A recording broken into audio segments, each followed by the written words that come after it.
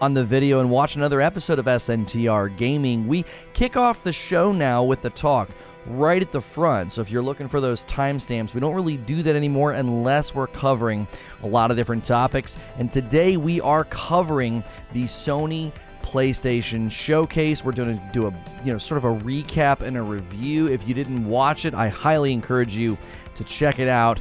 So without further ado, this is an SNTR update.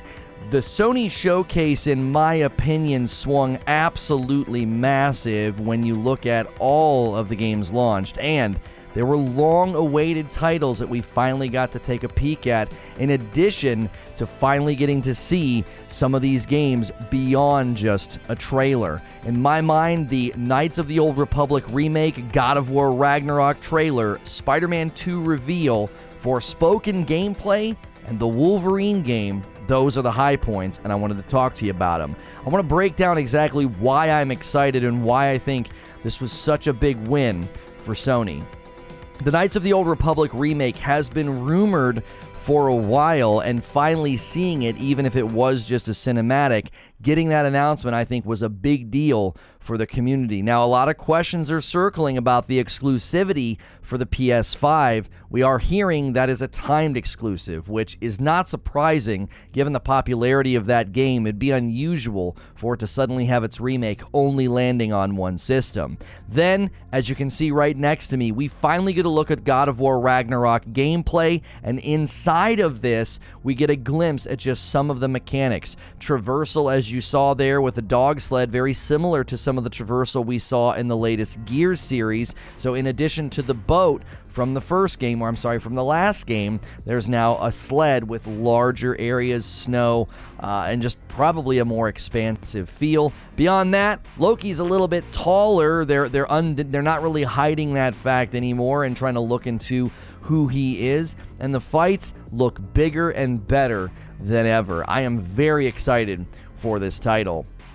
Now, we all knew that Insomniac was going to be doing a Spider Man 2. It was undeniable. It seemed like it was something that they weren't going to stop doing. So seeing that trailer was a treat. But it looks like there may be something different in this game. And it's not just Venom. Obviously, seeing Venom was very exciting. But Miles and Peter were working together, and I don't know if that means you're going to be able to play simultaneously and interchange. They did that in some of the Batman Arkham games with co-op missions. Is Spider-Man 2 going to be co-op? That would be incredible. We've always said these types of games would be really, really fun co-op, and I've always said it would be tough because there were a few missions in Batman where Robin kind of got in your way, and I thought, man, that might be kind of tough with another player around, but we'll have to wait and see because Spider-Man 2 is way out there in 2023. Then we finally get more than just a Forspoken trailer and amazing gameplay. We got a glimpse at what the story is going to look like, getting more of that groundwork and that lore. Forspoken is apparently supposed to be an absolutely groundbreaking open world game, and I can't wait to play it. Every time I take a look at that footage, I get excited. It looks like a very, very good game. Last but certainly not least, the high point for me, if you can't tell from the shirt that I'm wearing, Insomniac working on a Wolverine game.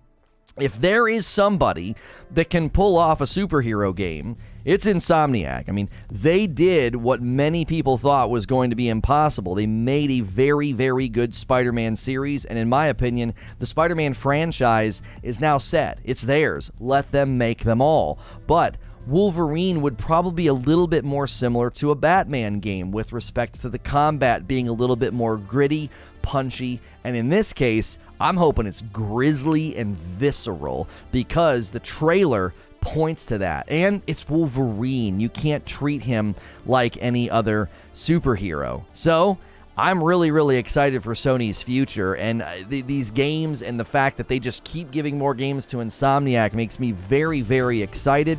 I know if you don't have a PlayStation 5 or if you're not a Sony fan, you might think, who cares? Well, get your hands on a PS5 and you probably will care. As always, if you like these short update videos, hit subscribe and the bell button, and I'll see you in the next one.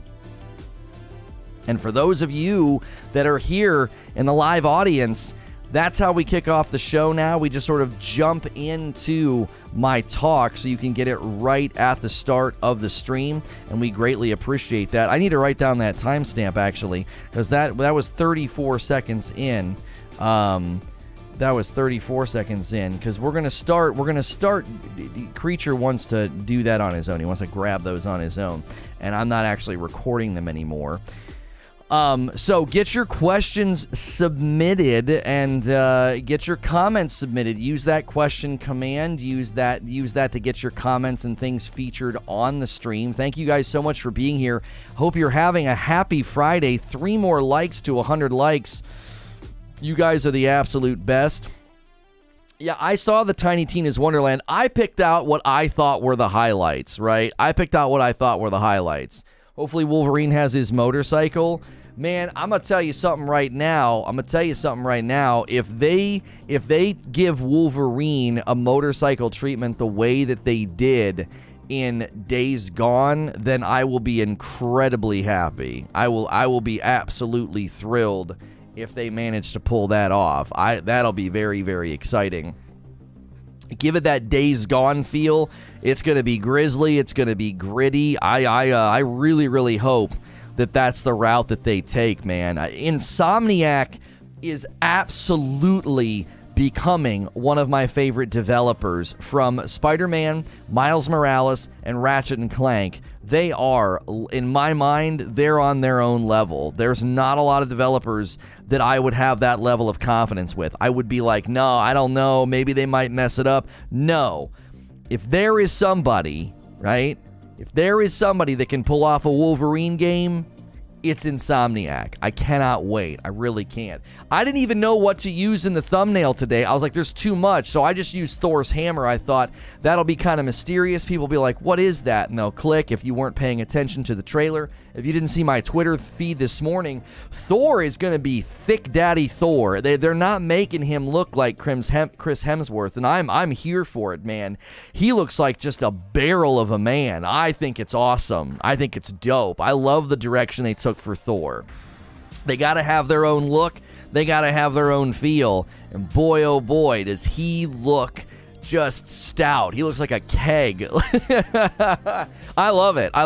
And when he shows up and you finally get to see his hammer, I mean, don't we kill his sons in the last game?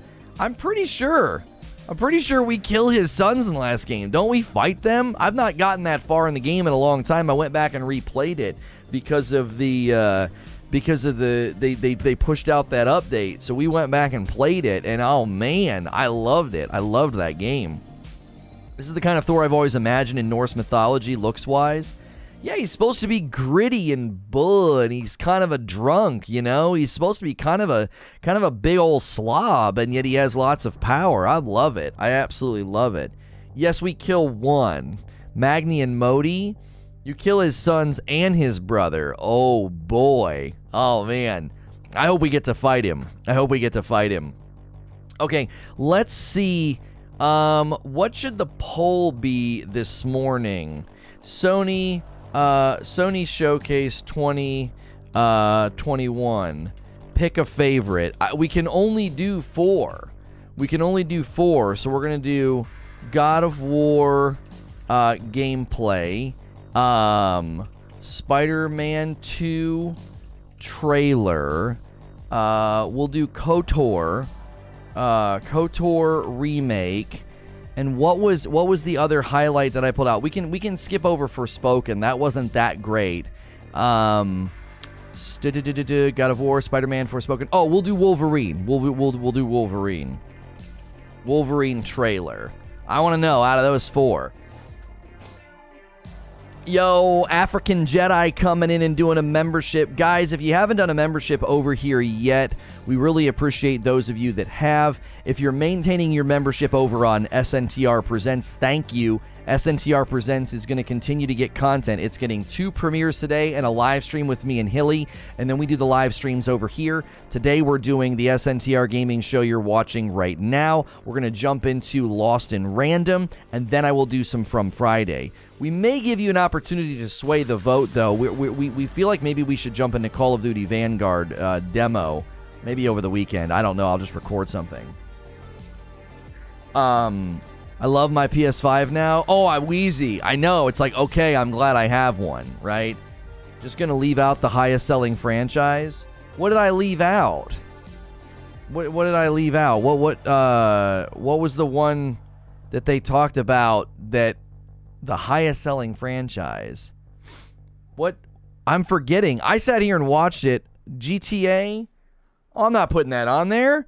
Those are mine. These are mine. These are mine. These are my high spots. I want to know what you thought. I didn't care about that. Gran Turismo 7? The awful GTA trailer? Oh, I think Eugene, I think Eugene's being tongue-in-cheek. I was like, what are you talking about? What do you mean? A freaking car game. I was like, man, I thought I saw all the big ones. Yo, it's good, Sorcerer of Havoc. How are you? Cyberpunk. Yeah, well, I need to start pulling these questions up on the board. You guys are going crazy. We weren't sure if the Sony crowd would be here, you know? The last couple times we've tried to cover Sony stuff, you guys have been a little absent, but man, you all are here strong this morning. Smash like. Say good morning in the chat. I want everybody to say good morning. Say good morning. Everybody do it. Put that vibe out there. We need good mornings in the chat right now. Yo, good morning, feed. Good to see you. Sacrificer says, good morning, Lono. Do you know if Blood Hunt is a PS5 exclusive? I do not think Blood Hunt is a PS5 exclusive. Is it? PS5 exclusive. I'm just going to Google it. I don't think it is. Is it? Vampire comes to PS5 soon. Well, no, because you can play it on Steam. I played it on Steam, right? It's PlayStation and PC. I don't think Microsoft's getting it. That might be true. There's all the good mornings. There we go. Get that good morning vibe going. Yeah, it's coming to Steam and PlayStation, but I don't think it's coming to Xbox. I could be incorrect about that, but the official Blood Hunt stuff that I just saw looked like it was not coming. I've never had much interest in a PS5 until this show. Oh man. It was a big one. I couldn't believe people were like, it was all right. It was so-so. I was like, are you insane? What are you talking about? Just the trailers alone were like, oh, dude, some of the greatest games. And it wasn't. Here's why. I don't buy into hype. We've been burned too many times to buy into hype and be like, oh, but the trailer. But when God of War puts out a trailer or Insomniac puts out a trailer, I just naturally get excited because they've earned my trust, right? They've earned my trust. Insomniac could be like, yeah, we're making a Hello Kitty game. And I'd be like, well, all right. Like, you know what I'm saying? I was being tongue-in-cheek, but Gran Turismo is one of only 30 franchises to have surpassed 80 million units. That's crazy. That's nuts. I don't care. God of War Ragnarok, literally God of War. I'm telling you, man, it looks so good. It looks so good. I love that they're adding new features. I wish we could get this. I got to figure out how to have the camera not do that. Just pick a lighting and stay with it. Like, why do I all of a sudden need to be like under? I didn't change anything in the room. Like, there's nothing behind me that should be doing that. I think it's my arm. I think when my arm comes up, the camera like freaks out. I don't know. It should only be doing that when it gets dark in here, you know? The showcase wasn't a win for Sony. It was a win for gaming, says Bowl of Ketchup. Okay. It was 30 minutes of multi-plats. Oh, man. Kratos meeting Tyr. Is that who the really tall guy was? Because I think they said his name, and like I barely caught it. I was like, who did they say that was? He was a house. He was absolutely... Is it Tyr or Tear? I thought they said it differently in the trailer. I don't know. I'm not a fanboy of either system. I have both a PS5 and a Series X. Same here. And the showcase was pretty underwhelming. I'm still more excited. How is it underwhelming? I don't understand how it's underwhelming to see we finally see God of War gameplay. God of War Ragnarok gameplay. We see Spider Man 2 with Miles and Peter fighting side by side and Venom. We see a trailer for a Wolverine game by Insomniac, the kings of gaming right now in my mind. You get more on Forspoken, which, whether or not you care about Forspoken, I think the game looks incredible. Zero concrete dates. Okay, I'll give you that, James. I'm not a big fan of no release date, okay? I'm not a big fan of that. But here's the thing. These are games and titles that you know are gonna be amazing. So it's a bummer to not have concrete dates, but that's kind of the world we live in. You have to accept contextually where we are right now. Almost no one is going to launch, no one is going to announce big titles and show trailers and have release dates. We're just not in that world. I mean, for Pete's sakes, we weren't in that world 3 or 4 years ago. It's rare to have titles this large give you a concrete date. They just don't do it as often as they used to. And they certainly aren't going to do that right now. The world we live in, that was a banger of a show, right? That was a banger of a show. In the world we live in right now, they came out and said, we have powerhouse titles coming. We have massive big titles coming, and you can be confident in this platform. Because that's the difference between what Sony and Microsoft is doing right now. Sony and Microsoft, Microsoft is making, this is an amazing feat, if you want my honest opinion.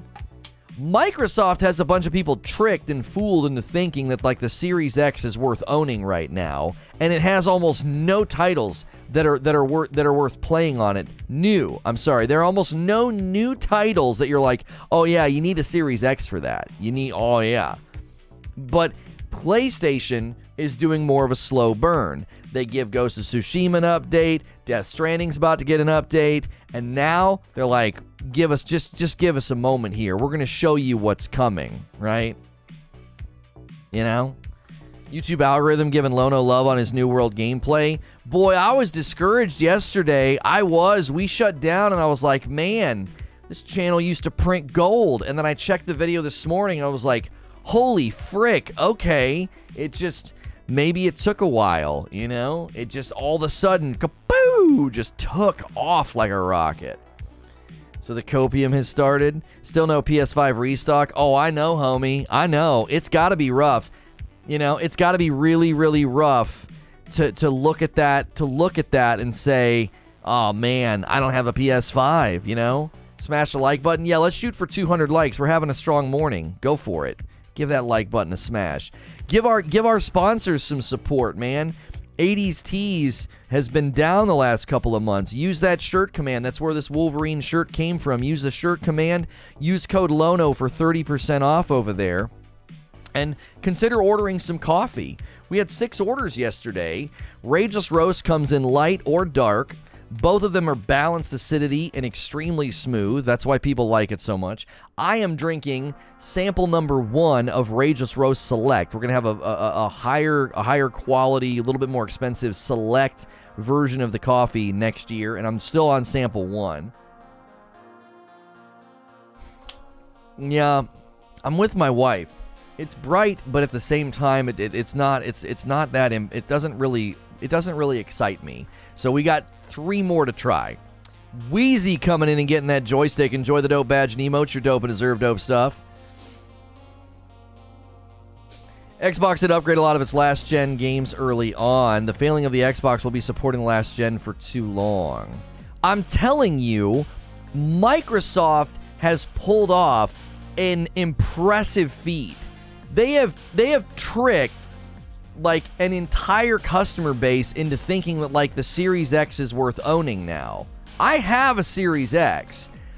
Other than old games looking better, and it is great that it loads really fast. I will say that. Oh my gosh, we booted up my old Xbox. What was it? The Xbox One X. I booted it up for my daughter once, and I was like, my gosh, this is taking forever. What is this thing doing? Is it making a meal, or is it loading a game? It is nice having that. But there are no new titles that you're like, oh man, I really need a Series X for that new title. It's just going to take a while. Microsoft has a very different focus. They are focused on growing their platform. They are focused on growing Game Pass, right? And PS5 is like, yeah, our goal is to have insane titles that you're only going to want to play here. You know what I mean? You do know they have more next-gen titles slated than PS5.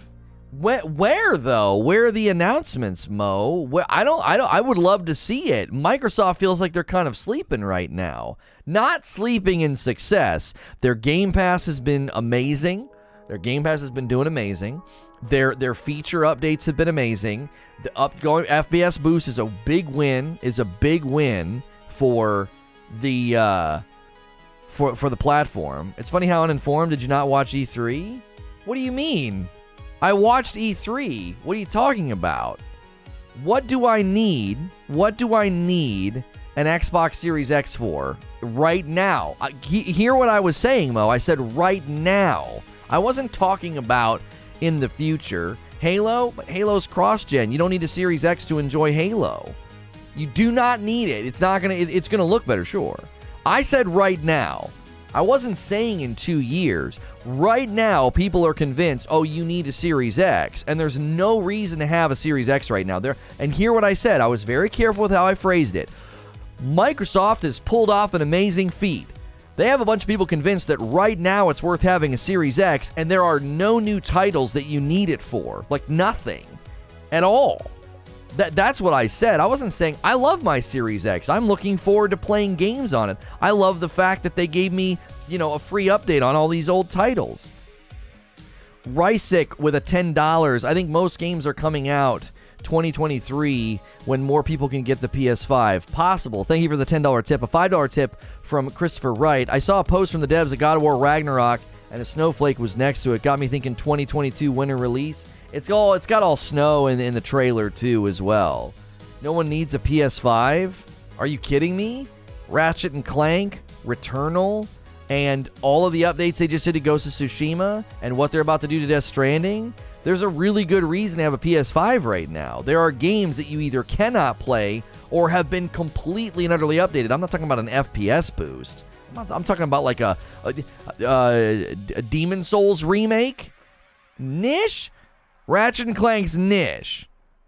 I'll give you Returnal was pretty niche. I'll give you Returnal. But Ratchet and Clank, are you kidding me? They're going to sweep at the Video Game Awards. They're going to sweep. Ratchet, I'm 36. I'm 39, young man, and I loved Ratchet and Clank. The frick are you? Like, you get to a certain age, you don't enjoy a game because of what it looks like? You're robbing yourself. You're robbing yourself. Ratchet and Clank is one of the best games I've ever played. It's one of the best games I've ever played. It's incredible. What do you mean? You being 36 means you can't enjoy that game? It's phenomenal. I don't need to be chopping people up to enjoy myself. I don't need grisly gritty. My opinion? Just wait for the VGAs to prove me right. What do you mean, my opinion? Okay, so can I dismiss what you're saying because it's your opinion? What do you mean? It's a great game. Ratchet and Clank's going to win tons of awards. Ratchet's the Mario of Sony. Right, it's one of the longest standing Sony franchises. It's not niche. What are you talking about? All I said was, right now, contextually speaking, I find it impressive in this context that people think it's worth having a Series X and will do what you're doing right now. You'll get all butthurt about Sony having a good showcase. You can't take it. It hurts your feelings. It hurts your feelings that they had a killer showcase with Spider Man 2 and Wolverine and God of War Ragnarok. It's it hurts your feelings. You're like, niche and they're for kids. What are you talking about? All I said was, in response to last night, seeing all these Microsoft fanboys who can't take it when Sony has a big day in the sun, hurts their feelings. It's amazing to me that you think right now the Series X is worth owning. There's nothing on it other than updated old titles. What next-gen new game are you like, oh my gosh, dude, the freaking Xbox Series X, man. Holy cow. Who's saying that right now? Who? raving reviews for Ratchet and Clank, raving reviews for Returnal, insanely great updates that make Ghost of Tsushima look like a different game on the PS5. Like, what do you got? What do you got on the Series X that makes you so... Starfield isn't out yet. Do you understand why I said what I said and how I said it? Sure, I can't wait to play Starfield on my Series X. I have a Series X. I love the Microsoft platform. I said right now, it's amazing that people like you exist. That you think in the way that you do. That the platform doesn't have much going on. To the point that you're so insecure about it that Sony has a great showing and it puts you in like a bad mood. I had all these Microsoft guys, these Xbox guys in a bad mood in my comment section last night. I was like, cheer up, bucko. You'll get games one day. You know, you'll have games very soon. What's the problem? It's insane to me. Sony hits it out of the park with some of the biggest names in gaming, and people are like, it's all right, you know, it's fine, yeah. I got FPS boost, yeah. They got me wanting a PS5? Oh, okay. Well, at least you're honest. I like you now. I like you. You can pick a fight with me, but you're honest. You and I are friends now. I like you. That's exactly how people should feel after last night. My gosh, I need a PS5. I don't want to admit it. I don't want to admit it to my friends. But I want a PS5. Oh, with Wolverine. Oh, Wolverine got you. Okay. Wolverine didn't even show gameplay. That God of War Ragnarok gameplay, though, my word, looked so good.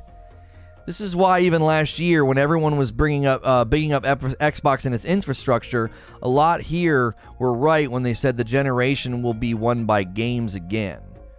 But see, Big Mouth, you guys know how I feel about Microsoft. Microsoft is not, they don't care about winning the generation of the console sales. That doesn't matter to him.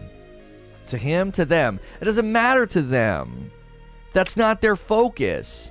Their focus is growing the Microsoft platform, and they're doing an incredible job. Just look at the comments from people that can't take Sony having a big day. Like, look at how loyal those people are. Look at it. Microsoft has pulled it off. Not only are they growing their platform,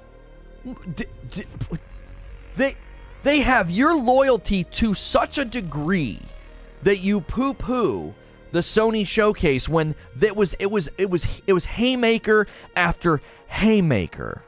Sales is nothing. The games will speak. What do you mean sales are nothing, though? That's not true, Mo.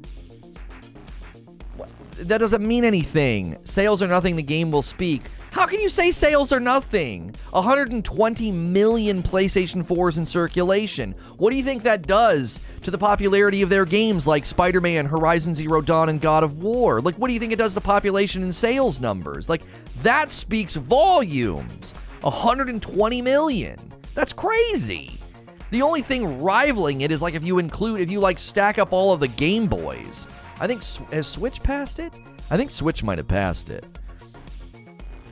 My man coming in, Idiot Genius Gamer, and getting a joystick. Thank you so much for becoming a member. Has anybody ordered coffee yet? You got to start your day with coffee, both in your mug and in order. And we do. We have an order of coffee, a light roast bag to Pooted. Thank you, Pooted, for being the first Rageless Roast order this morning. Guys, use that coffee command and go to ragelessroast.com. Oh, I'm going to wait. I wanted more coffee, you know. It's hype morning. Stop that. Your hands are cold. Good night. She's touching my knee with her cold hands. It's such a juxtaposition because you're usually incredibly warm because she runs like a degree hotter than me, right? She always feels so hot in all the good ways, right? You're not like, ugh, you're all hot and sweaty. Like, she's a warm person. You like to sit next to her on the couch. But in the mornings when she makes my breakfast shake, her hands are like the hands of a corpse because she's been touching a cold cup. She comes down, like, drags her hand. Now, see, that doesn't do it. You do like this very light touch, and it's like the touch of death. I'm like, There's a demon under the desk that just reached out and like, oh, gotcha, and like touched my, like, it's so, the reason it's the most unsettling is because that's never the experience. Like, if I sit next to her on the couch and she like wants to snuggle, you get like 2 minutes out of me. It's like, you're too hot. Like, I'm burning up. You're like a heated blanket. Her and my son, they get in the bed and it's like, because he'll climb in the bed in the mornings to snuggle. It's like he's plugged into the wall. I'm like, how are you outputting this much heat? What is this? It's insane to me.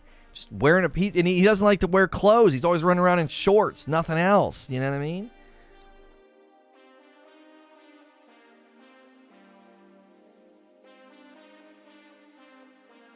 Just waiting for Microsoft to do something so I can justify an S. I mean, you keep saying Hellblade 2 might do that, Eugene, right? If you're new this morning and you've clicked subscribe, thank you for doing that. We do this show Monday through Friday. We do gameplay in the afternoons, so you get 2 streams a day out of this channel. Today you're going to get 3. We're doing the talk show now about the Sony Showcase, the recap, the review. What did you guys think? Vote on that poll in chat. I picked out what I thought were the 4 high spots, and I want you to vote. God of War gameplay is winning. And it's a 3-way tie practically between Spider Man 2, the KOTOR remake, and the Wolverine trailer. God of War is winning. That's what I want to see.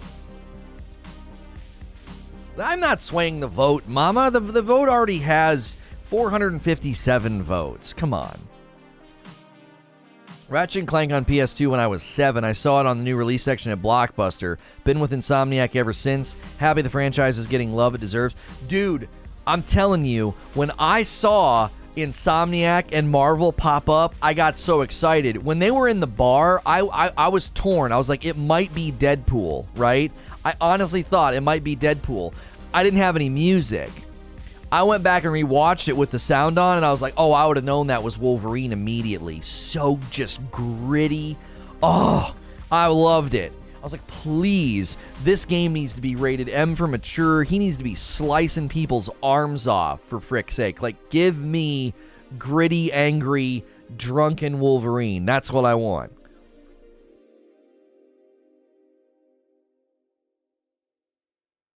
Wolverine interests me because of Insomniac. Yeah, I don't know how you can look at Spider Man and Miles Morales and not be like, hey, guys, if we're going to make a superhero game, let's just give it to Insomniac. Let's just let them do it, all right? They'll be just fine. Just leave them alone. And it might take 4 or 5 years, but that's okay. It'll be the greatest game ever. Deadpool might be in the game, Lono.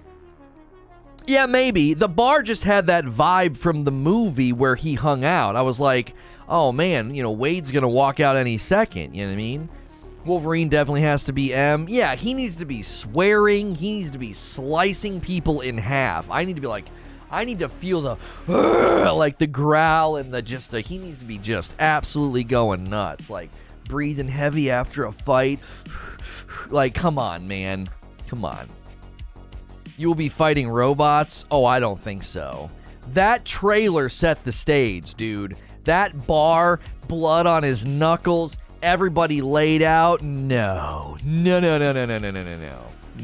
It's gonna be grisly. It's gonna be. It needs to be grisly. That's gonna be a game. That will be a game. All you gotta do is give him a bike like in Days Gone and give him a feel of like, make it feel a little bit like God of War.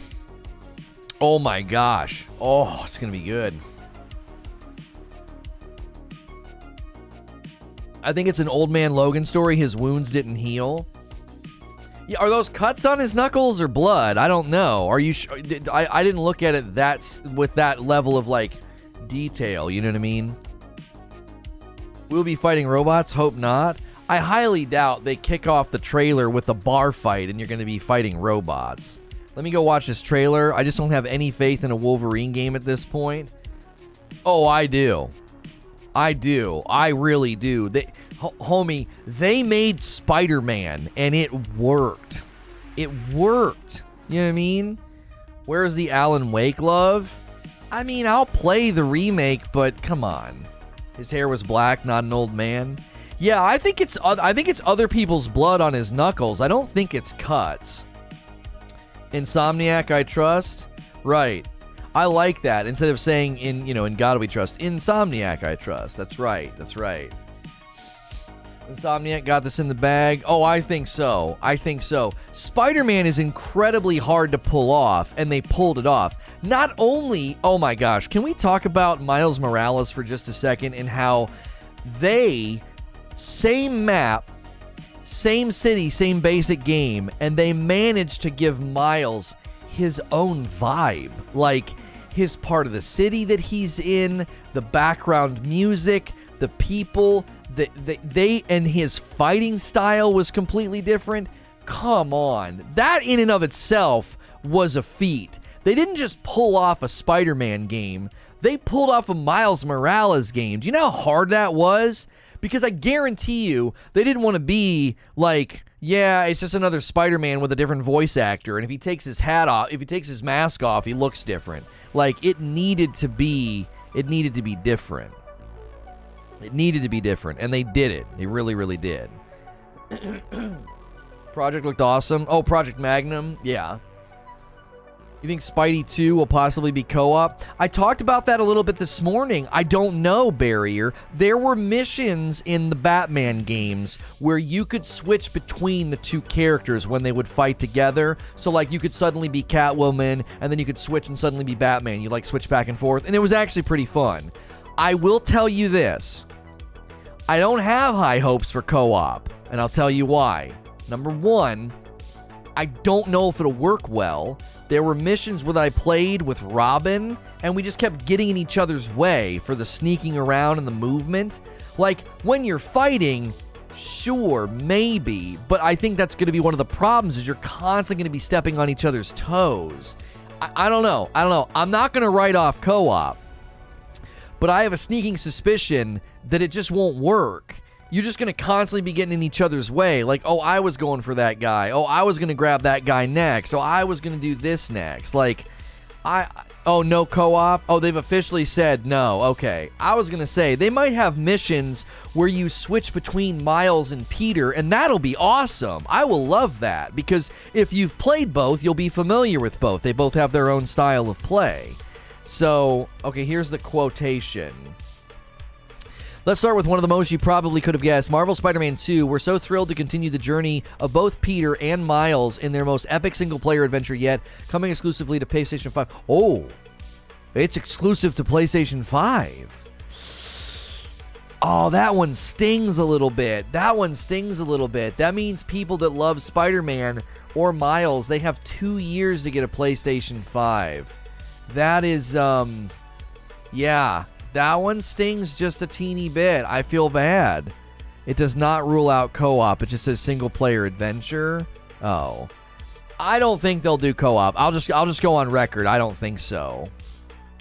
I just don't think so. How does that sting? That's just because I'll tell you why it stings, Eugene.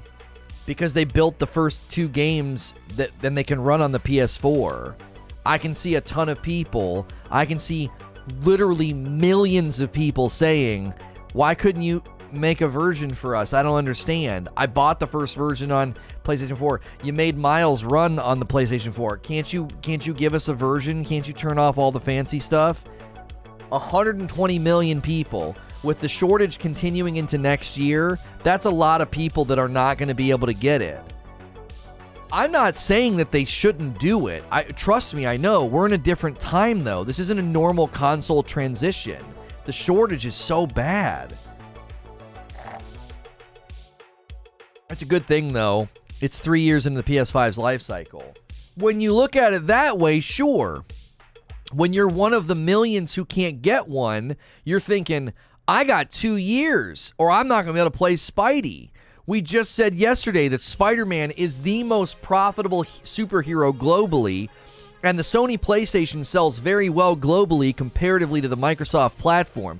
So globally, you have 120 million people. Lots of them love Spidey, and boy, that's going to be a giant bummer to be like, I love the first 2, oh my gosh. Like, you have 2 years to get a PlayStation 5, you better get on it. If you're a fan of Spidey, that stings. I'm not saying they shouldn't do it. I'm saying from the consumer's perspective, that one's going to sting a little bit. Because it's like, You couldn't give us a version without all the pretty lights? Come on, you know what I mean? There'll be about 30 million in circulation by then, maybe more. Time to move on. Oh, gosh. It hurts because it's Spider Man. I think it hurts more because it's Spider Man. If it was like that new one Forspoken, that's a brand new IP. That's different. A brand new IP is not the same as you played Spider Man and Miles Morales on your PlayStation 4. And now you can't. Glad it's PS5 only. Time to move on, just like Ragnarok should have done. No, now that I disagree with, and I'll tell you why. The development cycle of Ragnarok, it's totally fine that game is on the PlayStation 4, because the development cycle of Ragnarok likely started before the PlayStation 5 dev kits were in circulation, and so most of that game was built on existing assets. So it's totally fine that game runs cross-generationally. Same thing for Horizon Forbidden West.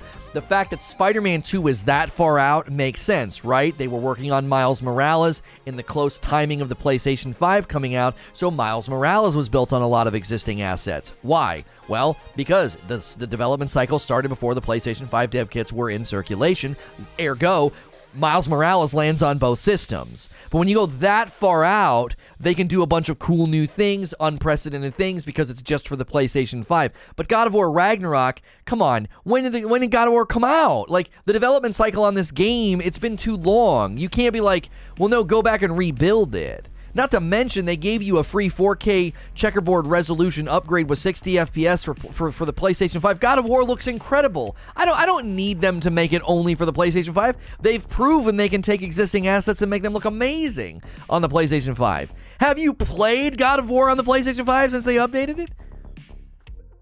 It looks unbelievable. Great timing on the t-shirt today. Oh, I did this very intentionally.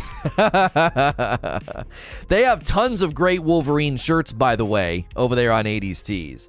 So be sure to use the shirt command. We need to start updating the shirt command again. I think that might be why we're getting less. I wonder if that's why we're getting less. I'm going to update it so that it takes you to the Wolverine collection over there, because they've got some killers. I should have worn my other one. I've got one halfway through. I should do a wardrobe change. I've got one where he is battling against Omega Red, and it is absolutely killer. It is a killer shirt. There we go.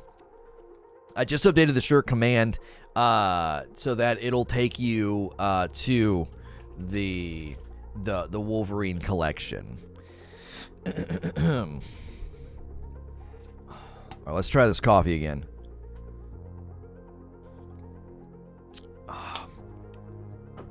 Yeah, we're going to pass on that one, I think. The Omega Red shirt is dope. Yeah, if you go to the Wolverine collection, it's one of the first ones there. It is absolutely killer. It is so good. I love that style. That when they draw him like that. Oh, man, it's great.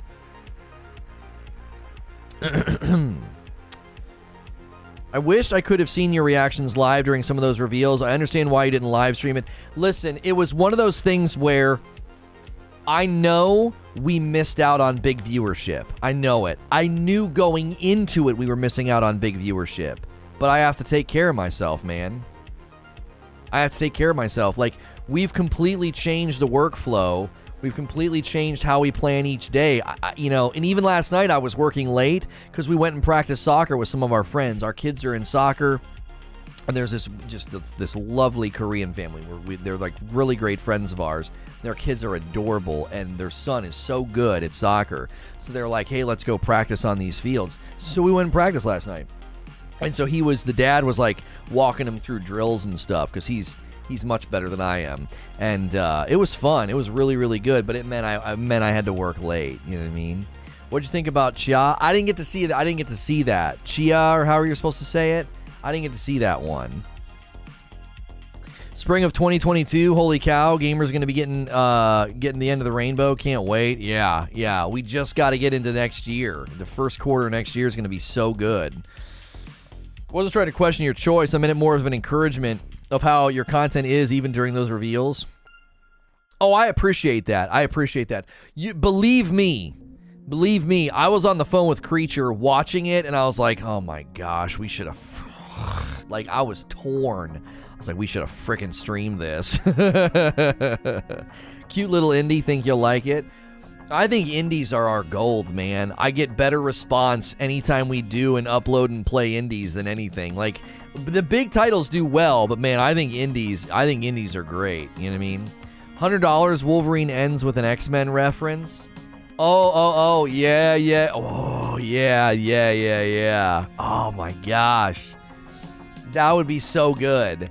To have the Wolverine game end with like he meets Professor X or something. Like Professor X just rolls into the bar and is like, Logan. And then that's all it is. And just end, just roll credits. That'll be so good. Insomniac's busy right now. They're working overtime. Yeah, I wonder if they're expanding or something. Like, how on earth are they managing this? Do you know what I mean? There was a license plate that shows Hulk 181. Oh, no. Does that mean... Oh, that might mean you fight him, though. That might mean that Hulk is in there. What issue? What's Hulk 181? What happens in Hulk 181? Because that you might end up fighting him. The Incredible Hulk 181, it was 1962. He fights Wolverine! Yeah, he's fighting Wolverine. Oh, no! Dude, that would be so awesome. To be Wolverine fighting Hulk. I mean, I what a time to be a fan of comics. What a time to be a Marvel fan, right? Like, oh my gosh, from the movies now to the games, like, what a great time.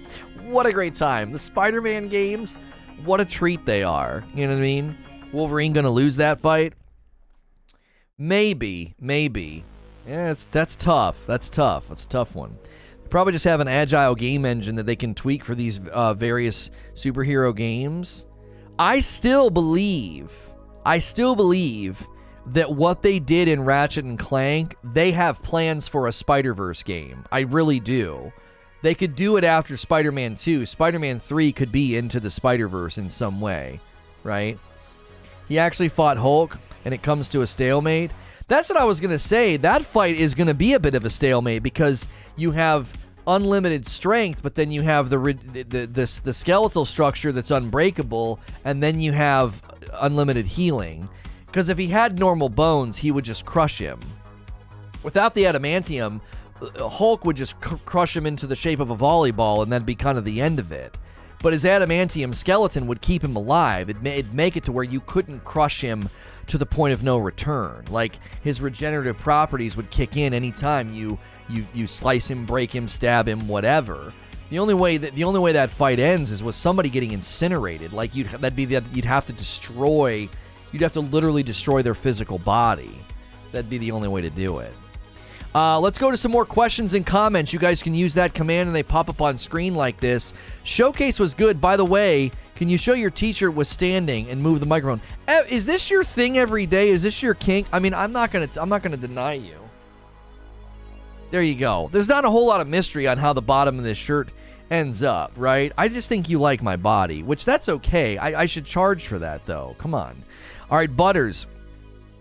You seeing what I'm seeing with the Spider-Man stuff? Probably 2 villains. Yeah, who's talking? Does anybody have an idea of who's talking? Who would have an accent? Dr. Doom? Who would have that accent in that, right? Like, because clearly Venom, right? Because he comes out of the shadows. He's like, I will. Who is... I don't know. Kraven? You guys are saying Kraven. People were saying Kraven was the one talking. Okay. I thought I heard Carnage. No. The accent can't be Carnage. That wouldn't make any sense. The guy speaking had an accent.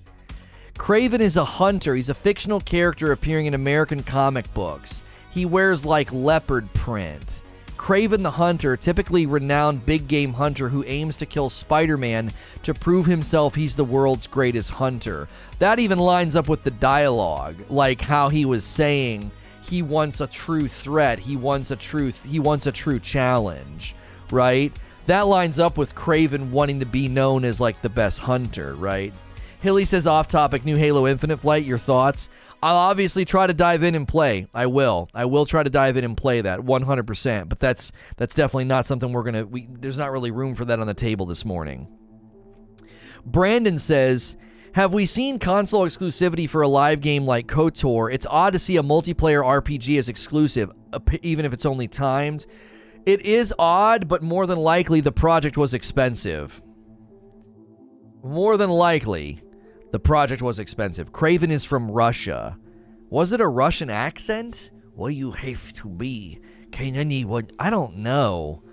In Russia, we go to... I'd have to re-listen to it. I'd have to listen to it again. Here's a question. Because MJ Talk says, I better see a Dark Spidey. Do you think we're going to spend a portion of the game infected? Because they show at the end, they show like the Spider-Man symbol and it's like over black. You know what I'm saying? I don't know. Like, KOTOR isn't multiplayer? Oh, KOTOR's Mass Effect Star Wars. They're thinking of the other one. What's the other one? The other one, this man's thinking KOTOR is Star Wars The Old Republic. That's right, not Knights of the Old Republic. I didn't even catch it when I read it because I've not played either at great lengths. I remember trying Star Wars The Old Republic, not liking it very much. I remember trying Knights of the Old Republic and being like, yeah, this really isn't my cup of tea, right? Yeah. Spidey gets the symbiote and Miles has to save him. But do you think there's a time where we fight and we have like symbiote powers? Do you know what I mean? Like we spend a portion of the game and then it takes over and then maybe Miles has to save. You know what I mean? Glitch, I don't have anything to say about that situation. KOTOR is console exclusive, but it'll be on PC. I thought it was a timed exclusive. I thought that the KOTOR remake was a timed exclusive. It wasn't a permanent thing. That's how I would look at it. I would like to play as Venom.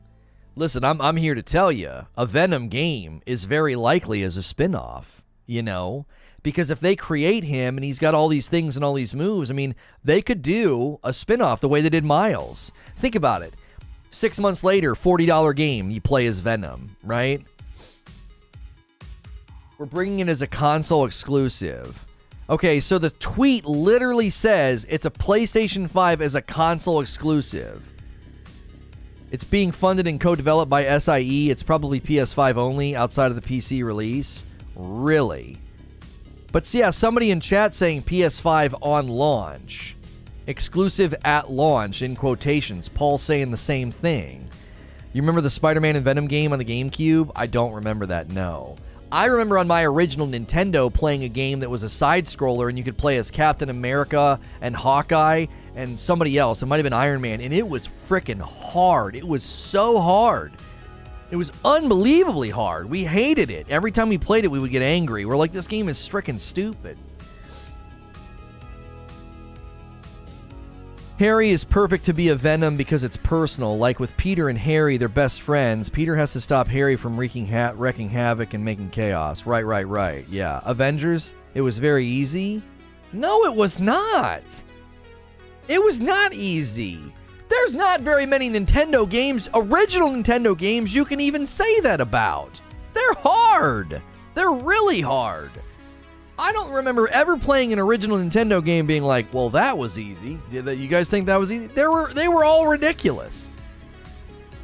It was Ultimate Spider-Man. Venom was so fun to play as. You could run around and eat people to regain health. Yo, good morning, Train.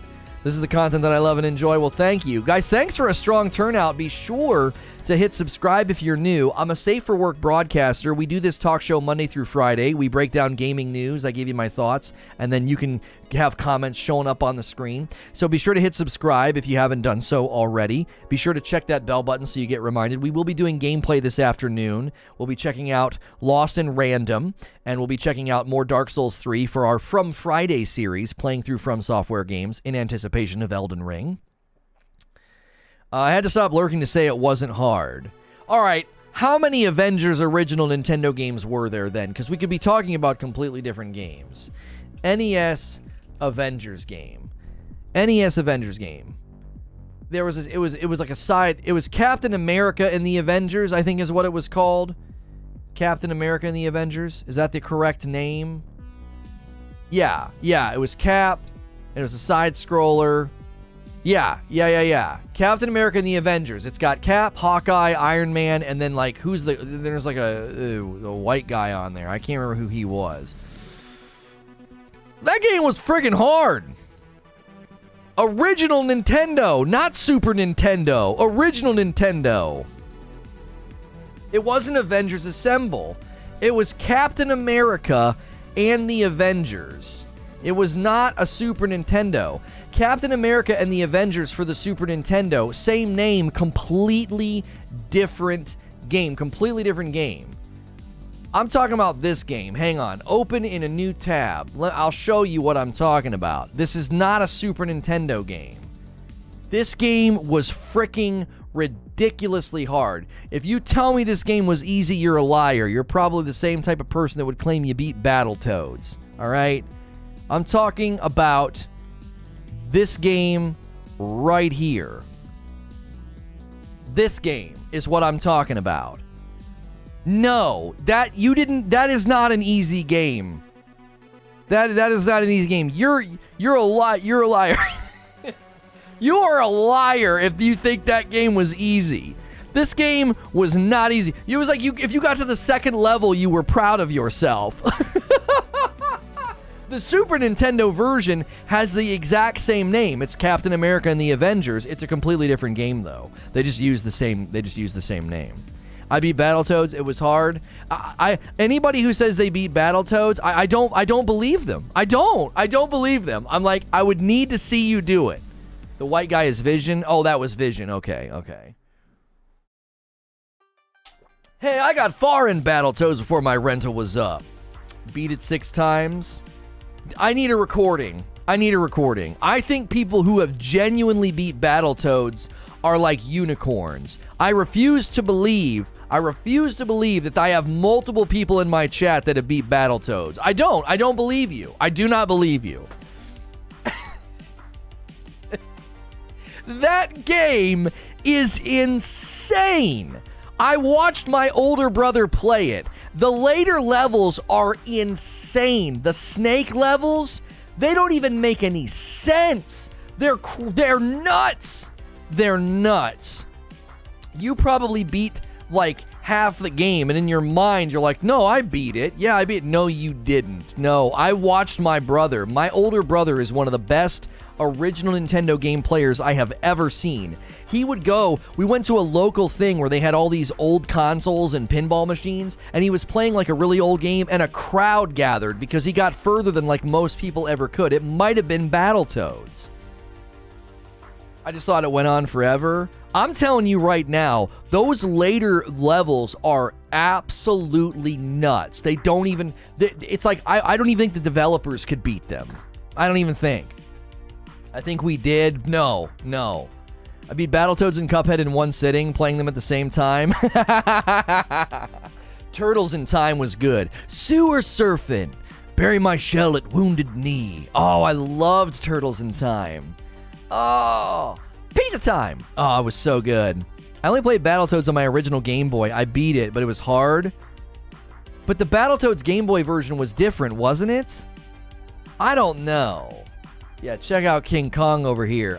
I literally, with all the love in my heart I can muster, I don't believe anybody who says they beat Battletoads unless I can sit there next to them and watch them do it. I don't believe you. I don't. You game genied it up or something, or you did some kind of a cheat code. I don't believe people have beaten that game in large numbers, in large quantities. I don't know a single person who's beat Battletoads. Battletoads is the test. It's the test. If you ask somebody if they beat Battletoads and they tell you yes, you're probably friends with a liar. You know, I'm just going to tell you. I think Lono needs to beat Battletoads now. No, I wouldn't do it. I'd rather play Dark Souls 1 than that. I would rather play Dark Souls 1, because I'd probably be better at Dark Souls 1 than Battletoads, for frick's sake. It was different, but it was still Battletoads. Yeah. Yeah. I didn't know beating Battletoads was a thing. Like, are we sure that's a thing? Yeah. That Teenage Mutant Ninja Turtles Shredder's Revenge looks so good. It looks so good. So good. Why is that even allowed? Like that many emotes. Like, here's your ban. Here's your ban, you douchewagon. All right. Would you say? Oh, let's take this question. What would you say is your favorite opening title sequence in a game? Tsushima's opening when you're riding through the white grassy plains on the title comes up as amazing. Ghost of Tsushima is probably in second place, only to Hellblade. I think Hellblade's opening is... What is Battletoads? I'm in the same boat. What is Battletoads? Wait, are you guys genuinely saying that you're genuinely asking that question? You don't know what Battletoads is. Battletoads is one of the single most incredibly challenging original Nintendo games ever created. You play through the game as Toads. It was like a parody of the Ninja Turtles is what it was supposed to be. You have no idea what it is. How old are you? How do you not know? There's a Battletoads game right now you can play on your Xbox. Real arcade-ish, right? It's side-scroller, arcadey side-scroller, you know what I mean? Mo's not wrong. What did Mo say? What was that? Oh. 28, I've heard of it. Yeah, I mean, if you're under 30, I guess you might not have heard of it. But my gosh, 25. Oh, you are such a young man. You are such a young man. Little boy, you're a little boy. Yeah. I feel bad as a 39-year-old. Like I've jokingly hit on you before, Barry, and now I feel bad. I didn't know you were such a young man. Well, it's a good thing you're a mod. So I guess you can screenshot that stuff and use it 2 years later. What about the original Contra? Oh, no. Beating Contra without the cheat code? The frick out of here. No. Yeah, there's the Battletoads official release date. Yeah, that game actually looks pretty good. The reboot's a lot of fun. Yeah, it actually looks pretty good. Can I get a tier 3 and request Battletoads? Where could I even play it, Wheeze? Can you get it through the Nintendo, that backwards compatible Nintendo thing? Can you get it through the, what is it, the Nintendo Online? Is it in there? My gosh. My goodness. It would be a feat. It would be an hour of me just getting furious. No, I'm not going to do an emulator or a ROM. No, I don't do that. I'm not young, but I never beat Battletoads. Oh, wait, never mind. Yeah, I don't think you can get it. Yeah, you can only emulate it. Yeah, I wouldn't do that. I do not do emulation in ROM. And I won't say anything bad about people that do, but I don't do it or endorse it. I endorse the industry supporting it and turning it into something that's legitimate and revenue generating, but I don't endorse what people do right now. I understand why. I have no judgment in my heart about it, but I'm like, this needs to become an industry thing, so that it generates revenue for both the modders and the companies that own the property. Yeah. So, let's go to the next question. My man Manny Smalls says, Insomniac had some heavy hitters on this showcase. If they nail Wolverine, they will. Could Insomniac become Marvel's main studio and do more awesome superhero games? Listen, I am all for this. Marvel and Disney have to be incredibly pleased with Insomniac. Do you want to know why? They took their baby and they made it all. Like, you let them start with Spider Man. You know? They didn't have them do like some little offshoot $40 game to be like, well, let's see if you can make a superhero game. They let them have the big guy first. Spider-Man? That would be like DC saying, oh, you want to make a video game? Okay, here's Superman. Like, that would be a challenge, and that's their baby.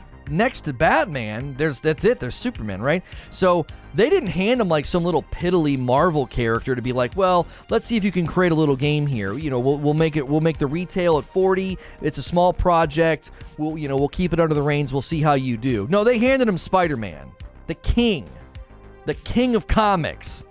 They handed to Insomniac. And if Insomniac can pull that off, I think Marvel was like, well, just frickin' go to town. Just do whatever you want now. Who do you want next, right? A good Superman game's impossible. I think the only way you would do a good Superman game, the only way you would do it, is you would have to set up a scenario where his powers were limited for a good portion of the game. Because you'd have to set it up to where he could fly, he could fight, he could use his powers, but there would have to be something like, you know, Lex Luthor put something in the city in Metropolis, and there's like, he puts, you know, I don't know, kryptonite is in the air. You know what I mean? That's the only way you do it, which, like what Eugene's saying, who wants to play that game? Then he's not Superman. Why do I want to play Superman dialed down? He can fly and he can fight, but his superhuman speed is like not really there, and, you know. Honestly, if you take away his superhuman speed, then I think you can do it. That's the only thing you have to get rid of. Think about it. Flying, you can do that. Just have him fly like he the Anthem flying. You could do an Iron Man game and just model a lot of it after Anthem. An Iron Man game would be awesome, right? Upgrading your tech, upgrading all your goofy things you can do with your suit. Oh my gosh, I'd be so into an Iron Man game. But you could take Superman, he's indestructible, right? But you'd have to create enemies that have, but kryptonite infused batons and kryptonite guns. And it would have to be at that level that, like, Lex Luthor has taken over Metropolis and he has an entire army of kryptonite weapon wielding, baddies. That's what you'd have to do. How do you balance a being that can only be killed by a plot device? Right. Jerry Seinfeld said on a recent episode that they came up with kryptonite because the actor wanted to take a vacation. Is that true? Hey, somebody ordered some coffee about 20 minutes ago. A bag of dark roast for African Jedi. Thank you so much. We need 3 orders of coffee a day, so we need one more order. My wife, that's what my wife asks for. So get your coffee orders in. There's a reason they don't do Superman games. Right.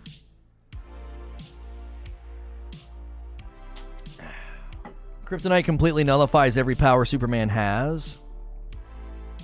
Well, wouldn't that be the storyline? Lex Luthor is like talking to a scientist, and he's like, we have to increase the potency. And he's like, we can't. We only have so much kryptonite, and you've used it on all these weapons, and they're marginally strong enough to hurt Superman. They'll only slow him down. If we can't get the potency up, he'll come for us. There's your story. They've used the kryptonite, and they're out. And they've made these weapons, and the only way to make the weapons was to spread it so thin that the potency just slows Superman down. It just hurts him. Bruises, cuts, things like that. That's the only way you pull it off. Outside of that, it's just Superman standing there when people are shooting at him, and he's like, I don't understand. What's the point of this game? Like a tank is shooting him, and he's like, okay. What? Just goes up, slams the tank down, Yeah, the fan-made Superman game in the Unreal Engine. Oh, yeah. Oh, my gosh. Be so fun. They could do some of the models the way they did with Dragon Ball Z Kakarot. Right, if you want to give him, like, the super speed and the flying fast and stuff. Right. I want Insomniac to make a Batman game. Can we get a young Batman game? I think that'd be the best thing. Like, let him kind of reset it. And I'm just going to say it. Let the cast and let Robert Pattinson do the voice acting. What? Are you crazy? Hand the franchise off. It's time. I would be totally okay with that. Because I'm going to tell you right now, that movie's going to kill it.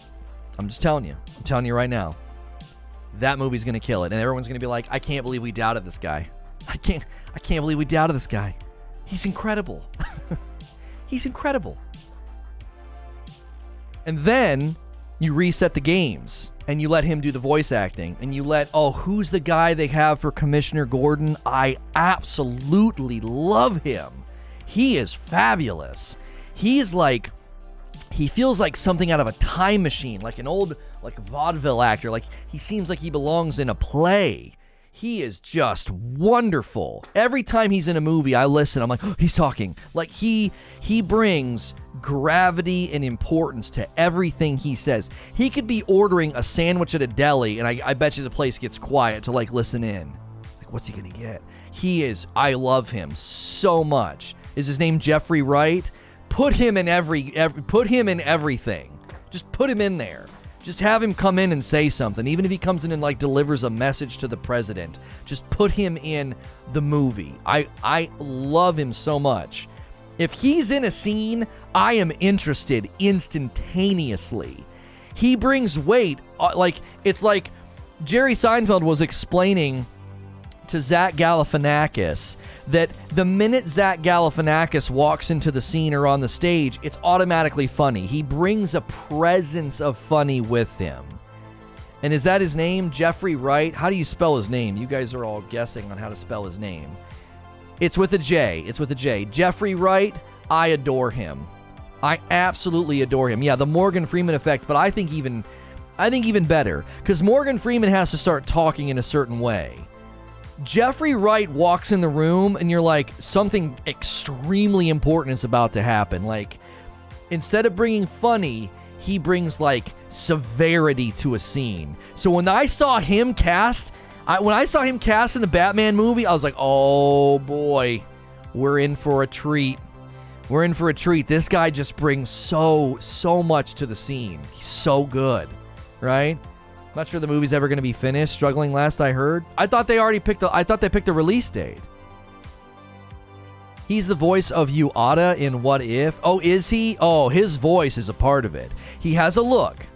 He definitely has a look. He has like a Mr. President, we need to talk about this. Like, he has this look of, like, Mr. President, but then he starts to speak, and I tell you, there's like a hush. There's like an automatic hush in the scene that happens when he's talking. You're like, what's he gonna say? I love him. I would love to see him get more big roles, because I think he's always understated. Like, they put him in like offshoot roles, like, a lot, right? Batman filming has ended. Yeah, the filming of Batman has ended, and they've announced the date. Yeah.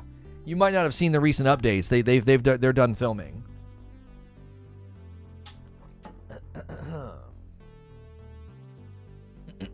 I want a Spawn game. Spawn game could be good, right? A question from King Keys says, what realms do you think will be traversing in the new God of War? I'm not big on the mythology, but is there a place that's known for being really cold? Like, I don't know where Loki is from.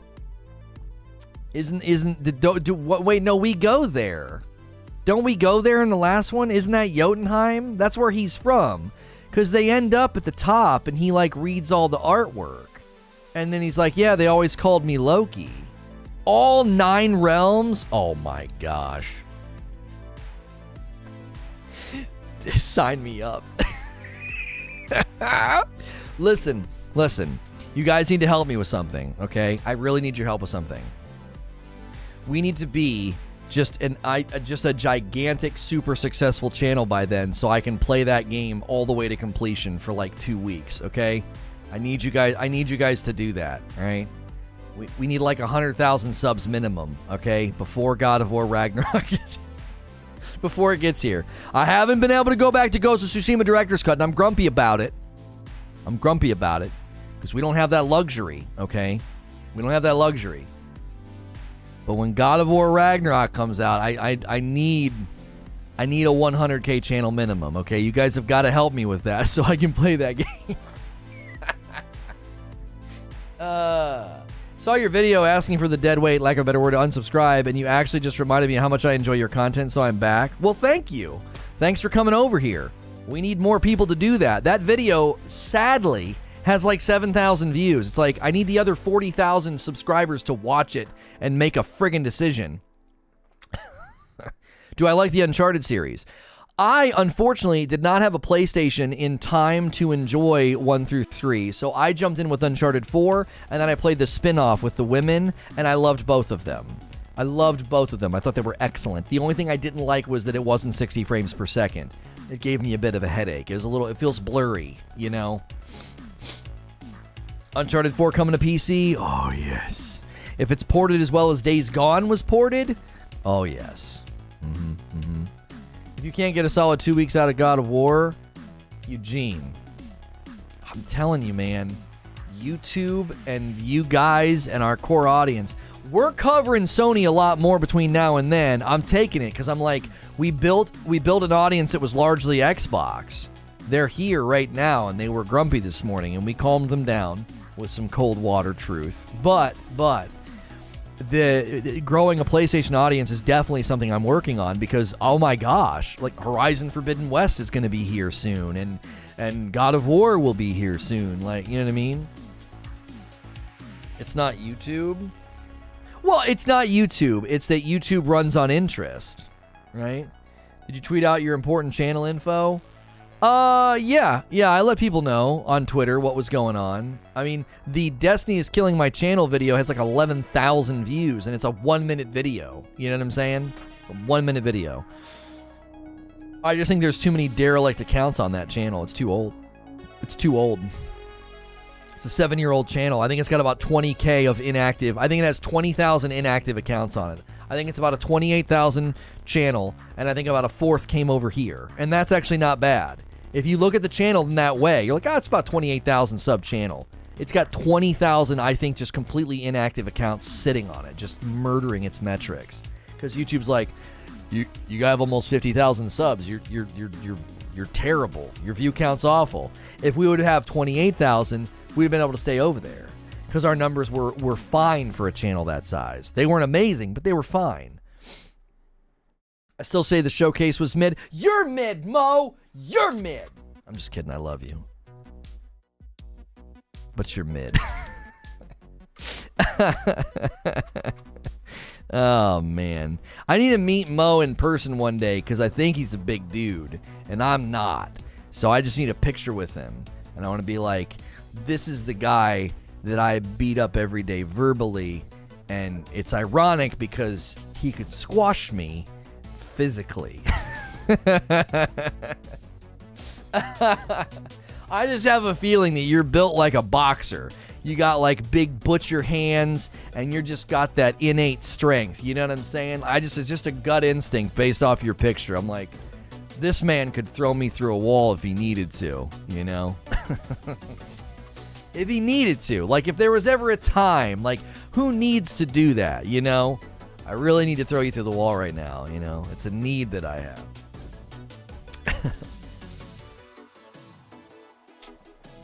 Saw Google Beats with a question. Oh, I can't wait for this one. Oh, this is going to be a fun one. I saw people on Twitter complaining about God of War graphics. I think they're insane and must not have been watching the same trailer. You know what I like to do? I like to check Twitter when I'm taking a dump. It's like a VR experience, so that it smells like what I'm reading. That's what I like to do these days. That's how I envision Twitter, right? Twitter's a porta-john. Just nothing but just steaming crap. And the sun's beating down on it, and every once in a while, like, vapors come up. Like, I can't stand... I hate Twitter. It's more realistic to go take your daily constitution and then check Twitter, and you're like, yep, smells right. This is what I'm looking at right now. This is frickin' social media VR. This is incredible. And you know what it makes it easy to do? It makes it a lot easier to scroll past all the crap. You're like, idiot, hater, troll, scumbag. You're just like, yeah. And then you close it. And you don't go back until the next time you have to go to the bathroom. It makes interacting with Twitter like worlds better, right? It's just so much better. It's so much more. It's realistic, it's honest, and it helps you not go there. Now, to answer your question about the graphics haters, I'm going to tell you something right now. They were going to say this no matter what. I don't know how you look at the graphics in that trailer and say, the graphics don't look very good. Now, it is 30 FPS. They're doing that on purpose.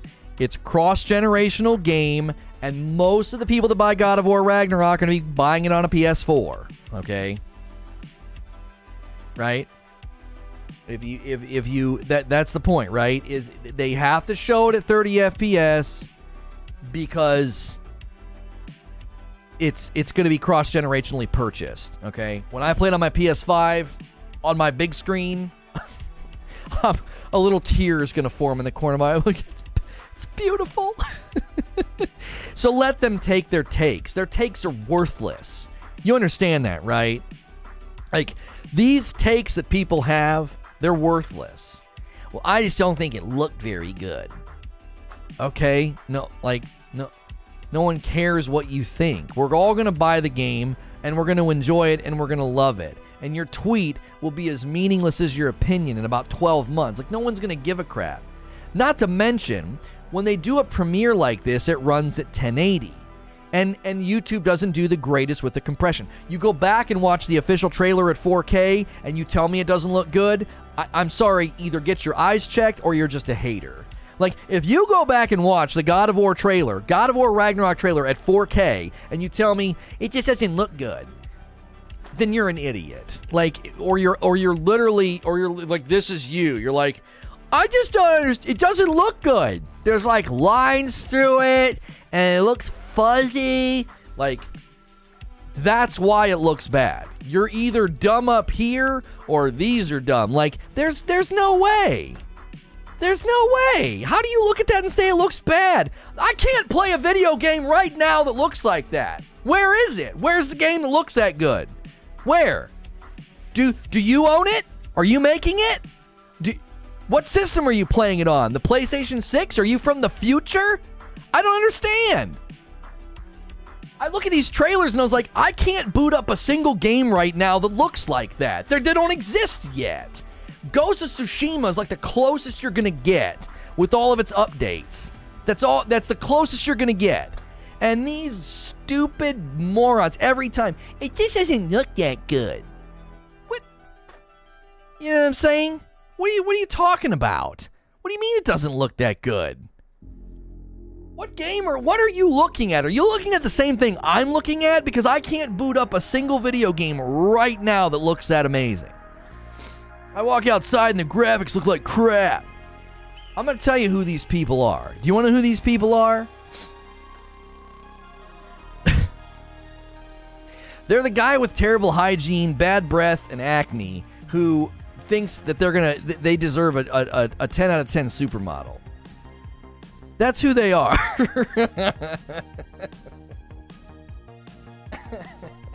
The overly picky 4. Like, listen, dude. Not everybody gets dealt the hand that Chris Hemsworth got dealt. You're like a 4. So, maybe set your expectations a little bit lower. You're not going to be able to date someone who looks like Kate Upton. That's not the way the universe works, right? That just isn't the way that this works. It doesn't work that way. And that's what they do. That's what these guys do. They look at like a picture of Kate Upton like, well, I just think, I don't get it. She just isn't that pretty. Okay, you 4. Attention 5s, a 10 is talking. I love that in 30 Rock. The overly picky 4, this is my little brother. Right, like, they just don't see reality. It's like, dude, go look in the mirror, okay? You're not the Hunchback of Notre Dame. Like, you're not hideous, but you're not a 10. It's okay. I'm not a 10 either, right? I'm like a strong 7, all right? Maybe not in the mornings when I wake up. If I clean up, I brush up, I'm like a strong 7. With the right wardrobe, right angle, right lighting, maybe I get to be an 8 for like an evening, okay? I'm not a 10 either. In my opinion, Kate Upton's isn't that hot. Just shut up and leave.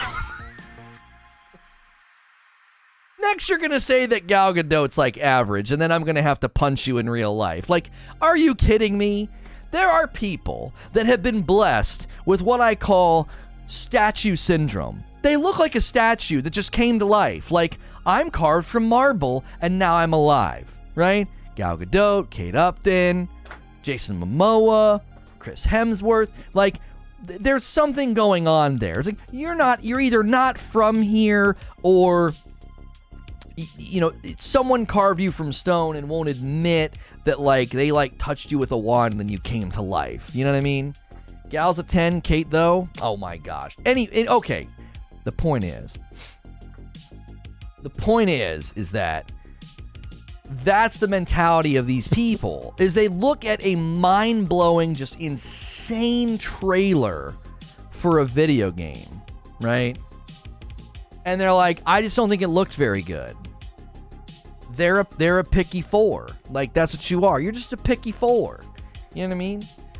How many girls have they dated where they're like, and they're like picky about her looks, and it's like, brother, that you're swinging over your weight class here. She's like a 6 or a 7, man. You're being a picky 4. You know what I'm saying? You ain't taking Gal Gadot to dinner, okay?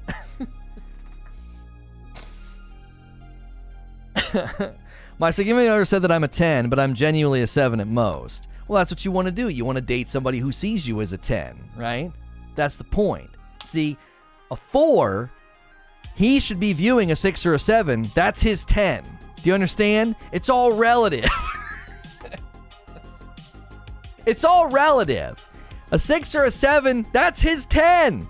He should be so thankful. Like, oh, she's beautiful. And she should think the same about him. Like, oh, he's a 10. He's charming in his own way. You know, you ask why she's with him, and she's like, well, he's funny. He makes me laugh. That's very important, by the way. You can swing heavy. You can pull if you're funny. Have you ever seen these comedians' wives? And they've been married for like 25, 30 years. It's not like some weird celebrity fly-by-night marriage. Like, have you seen some of these comedians' wives? If you're funny, you can pull. You can pull well out of your weight class. I see some of these comedians' wives like, yeah, we've been married for like 20 years. And I'm like rubbing my eyes. I'm like, holy cow. You know? Being funny pays more than in money, you know? Funny adds 3 points to your hotness. Yeah, you can be like a totally average 5, but if you're funny, you're an 8. Money makes you an instant 9? No. I'm not talking about successful comedians that suddenly get married. I'm talking about people who have been married for a very long time, like before they were popular, right? Some of these guys were married long before they were popular, so it's not like they got some like gorgeous wife because they're rich. I'm talking like they've been married for 20 years and he's been popular for 10. You know what I mean? Being funny adds like plus 10 to your looks and charisma. Yeah. Like, why do you think my wife's so beautiful? Are you serious? I know I'm out of my league, but I'm funny.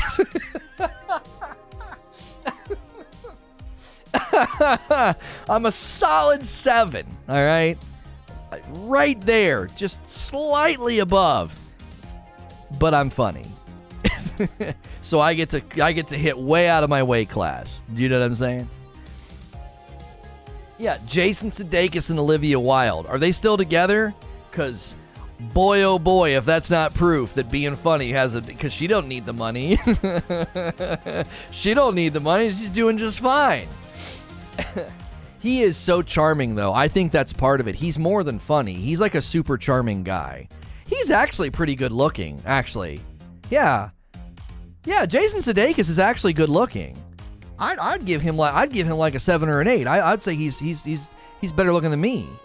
Yeah. Oh no, she's with Harry Styles now. Well, that makes me sad. I thought they were a cute couple. I thought they made sense. It's like Colin Jost and Scarlett Johansson. You know, he has such a classic boy look. You know, Colin Jost. It's just he's cute. And then Scarlett Johansson walks in the room and you're like, holy frick, who's Colin Jost? Like, how do you do that, buddy? He's funny. He's funny, he's nice, he's charming, he's intelligent, you know? He makes up for the fact that, like, he's cute, he's a good-looking dude, but he ain't Scarlett Johansson good-looking. And she probably thinks so. She probably thinks that he is absolutely gorgeous. Why? His personality, you know? He's very nice. He just seems like a guy you could sit and hang out with. And that makes a huge difference. So what I'm telling you is, the moral of this story is, all right? The moral of the story is, if you're a 4 or a 5, work on being funny. Watch some comedians and take notes, okay? All right? Here's a quick rundown of the show. Open format discussion, your history, controversy online, learning a journey through it. It'll be an hour long. Friday starting at 3 Eastern till 4. Could be longer. We'll do. Please respond by 9:20 and get you scheduled. Oh man, that is like the perfect. That is literally the perfect time slot. Would love to be a regular, or whatever fits.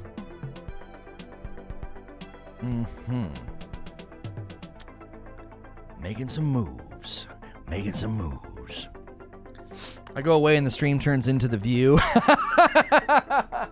Ladies, what you want to do is, if you want a man that's funny, look for the uggos. Like, that's it. That's the strategy. We had another question from Pooted about Spider-Man 2 being co-op. We've addressed that. Another one from Mintree. Do you think Spider-Man 2 will have co-op? We already addressed that. Multiple of the same conversation and questions. Train says, I know a lot can change, but can you go through the list and predict when the top games will come out? Just your opinion and thoughts. Love the content as always. God of War is going to be late next year. I bet you Spider-Man 2023 will be a holiday. I think they like that, right? Are you able to discuss that? Yeah, it's working out some stuff with Gothics that she wants to do, and I'm all about it. Please, can I talk to a content creator that's intelligent and has integrity? Please. The thing about comedians in cars getting coffee that has made me so jealous is it's like comedians getting together and commiserating about comedy, and I'm like, I need that. I need that. This industry friggin' blows. It does. It just blows. But I love it. They talk about that all the time. Like, Jerry was like, if you had money, if you were wealthy before you got into comedy, would you have been able to do it? Right? And they were always like, no. You need the grit. You need to be able to fight for it. If without that, how? Right? How? My sister is funny. She intimidates a lot of guys. You know what's funny, Zubair? I can hang around and bounce off of guys that are funny, but if I'm around a very funny, like, especially if they kind of capture the room, it throws me off kilter, because that's usually me. If a woman does that, it throws me off kilter. I'm like, and then eventually I end up being able to get along with them and joke, but it like takes me a second to calibrate. Like with another guy that's funny, I like immediately calibrate and we're joking and we're laughing. But when a woman does that, I have to calibrate. It's just different. It's like a different. The timing's different. The approach of humor's different. Like it's 100%. Like it's like I'm suddenly having to switch from. It's like being bilingual. I'm not bilingual, but I imagine that's what it's like. It's like you go from speaking English to be like, oh, this person's speaking Spanish, and you have to like almost like recalibrate to engage. Insomniac's track record says otherwise. Wolverine 2024 earliest. You think Wolvie? You think Spider-Man spring of 2023? You think Wolvie is spring of 2023? The same year, Eugene? For 20 plus years, they put out over a game a year. I think you meant to say 2024 for Wolvie, I think. Because you're putting too much in. You can't have, I don't think you can have Spidey in 2023 spring and Wolvie. You mean late 2023. I would say they're going to give them each their year. Like God of War late next year. Spider Man late the following year. Wolvie late the following year. Like boom, boom, boom. Holiday, holiday, holiday. Like, I don't know if you're going to be able to get like a late launch for God of War and then Spider Man right around the corner. And then, you know, I don't know. I don't know. You could be right looking at their track record. They could just be incredibly efficient at cranking these games out. But you almost wonder if they want... Insomniac also has 10,000 employees now? Wait. Is that a real... Is that number accurate?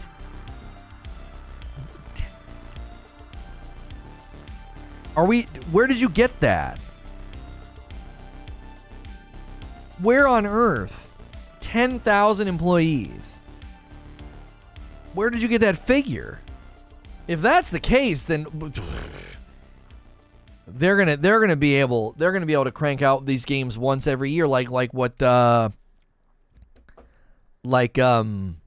Eugene is saying. I'm sorry, that like totally threw me off. Like that's staggering. It's a meme? That's staggering. That can't be accurate. How many employees? T4H Gaming coming in with a membership. Thank you so much. Enjoy the dope badge and emotes. You're dope and deserve dope stuff. I love that. I think my favorite thing on the internet is when I butt heads with somebody and then they become a member. I think that's my favorite thing.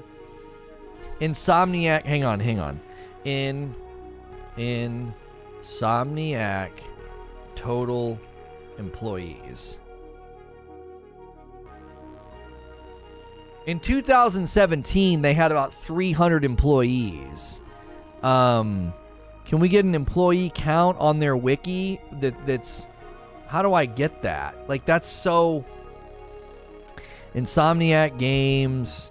That employee count is got to be updated. Come on. You guys figure it out. I can't do it.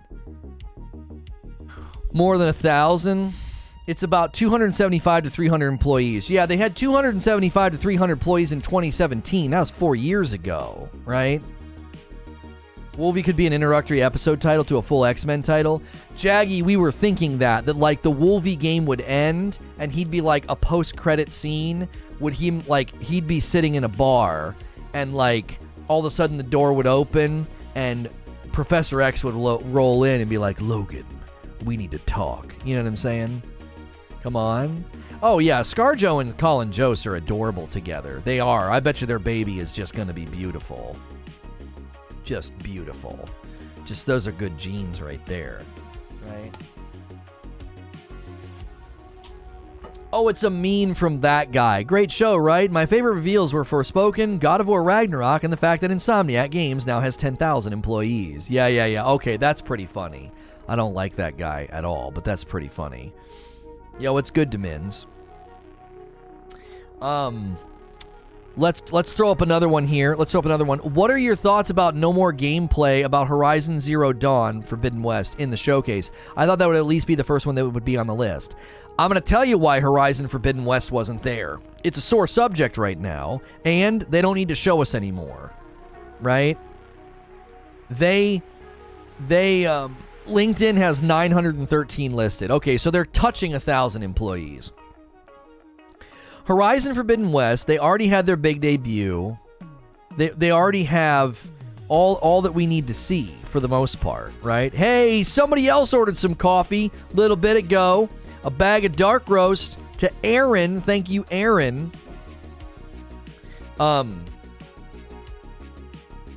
Like, Horizon Forbidden West already had its own show, its own reveal, and they showed it in the after show, in the post show where they were like interviewing. They talked about it. So it did get some screen time, right? It did get some screen time. But I also think it was a bit of a sore subject for them right now. It was like, we just kind of had a giant public faux pas about this game. Like, we had a pretty big faux pas. We kind of jacked this up. We were making it sound like we were going to charge people money on an upgrade that we had previously said was going to be free. Man, we had such a strong morning. Holy crap, thank you guys. My gosh.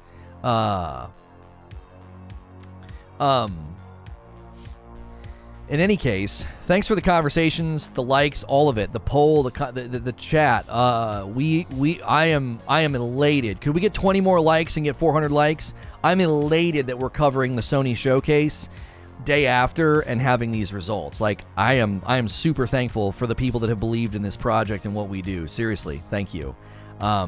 It's been slow. It's been a slower. Friday is usually our weakest day, and this is going to end up being our strongest day, and that feels friggin' good. So thank you.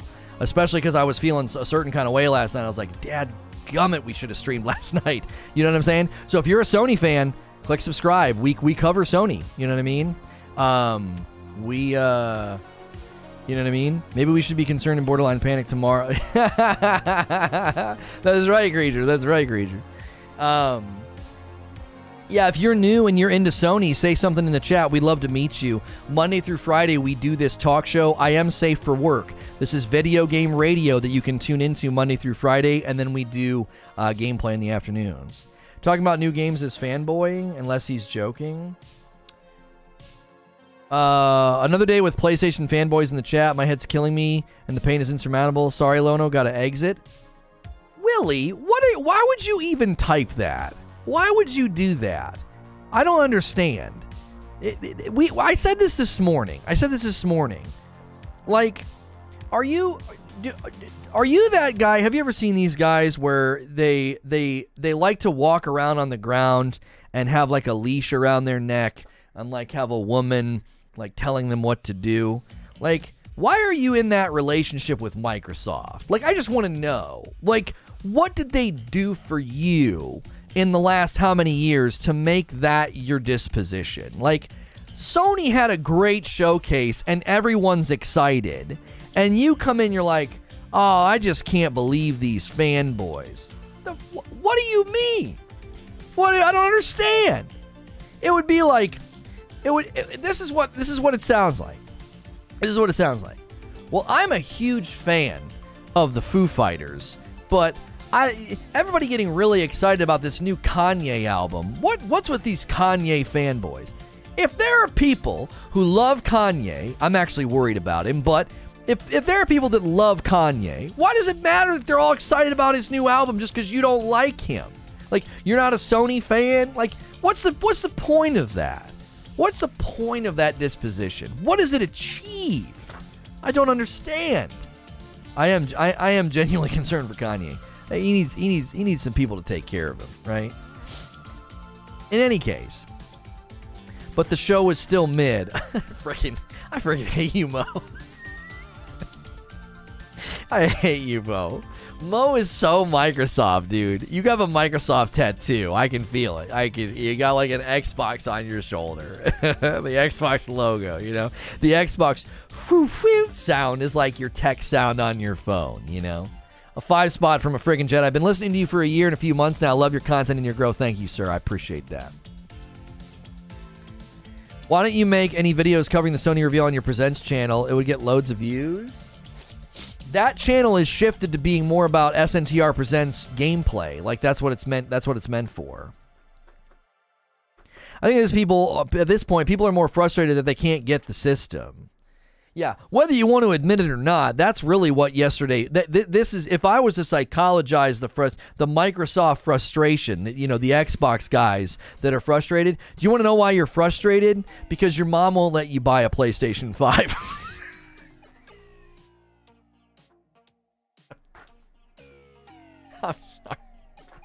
I'm sorry. I had to get that in. That was a bit of a sucker punch. I had to get that one in. Come on. Like, that's the reality, though. Is you're like, I got to get one of those, and I can't. Maybe you can't afford it. That's understandable. They're friggin' expensive, and the economy sucks right now. Maybe you can't afford it. Maybe you can't because of your loyalty or your friends or whatever. You know what I mean? But I ultimately think that's what it is. Like, Mo went to the kitchen and said, "Mama, can I have the checkbook?" And she said no, and she threw something at him, right? Like, and so the show was mid, you know. You're not allowed to have one, and you're angry about it. You know, you want one. You know, I honestly think that's part of it. I'm being silly. I'm being silly because it's a silly thing to do. It's a silly thing to be loyal to a plastic box you play video games on, to the point that you get weird about other people playing another plastic box with video games on it. Like, in general, I think that is weird, but I think at a psychological level, there is a covetousness here, a jealousy, an envy of, man, if our system could get those games, jeez, Wolvie, Spider Man, Star Wars, are you kidding me? I think there's a level of there, that's where it comes from. I was expecting more PS exclusives. I mean, they can only announce so much at one time, you know. I can play most of what was shown on my Xbox. No, you can't. No, you can't. No, that's mathematically incorrect. No. You can't play Spider Man. You can't play God of War. You can't play Wolverine. You can't play the KOTOR game. If it is a timed release, maybe. The KOTOR remake, we're still not sure if that's a timed thing or not. Can't play that. You can't play Forspoken. What are you talking about? You are sort of fanboying PS lately? You know what's funny is that when you get excited about something, it's now cringe or fanboy. So a couple of weeks ago, when I was praising Microsoft and talking about how they're a sleeping giant and talking about how Microsoft's making really smart moves with Game Pass, and went on this huge thing about how, like, in 5 years, Microsoft will be an absolute force to be reckoned with because they're this giant platform. You know what's funny is the antithesis of you showed up in chat and said I was fanboying for Microsoft. Do you know what I'm a fanboy of? Video games. That's what I'm a fanboy of. I'm a fanboy of video games. So I get equally as excited when either platform does something dope. And your insecurity is why you perceive it as fanboying. You're just insecure. You are scared to get excited about something because of the judgment that you're going to get from people, or the criticism that you're going to get from people. That's just insecurity.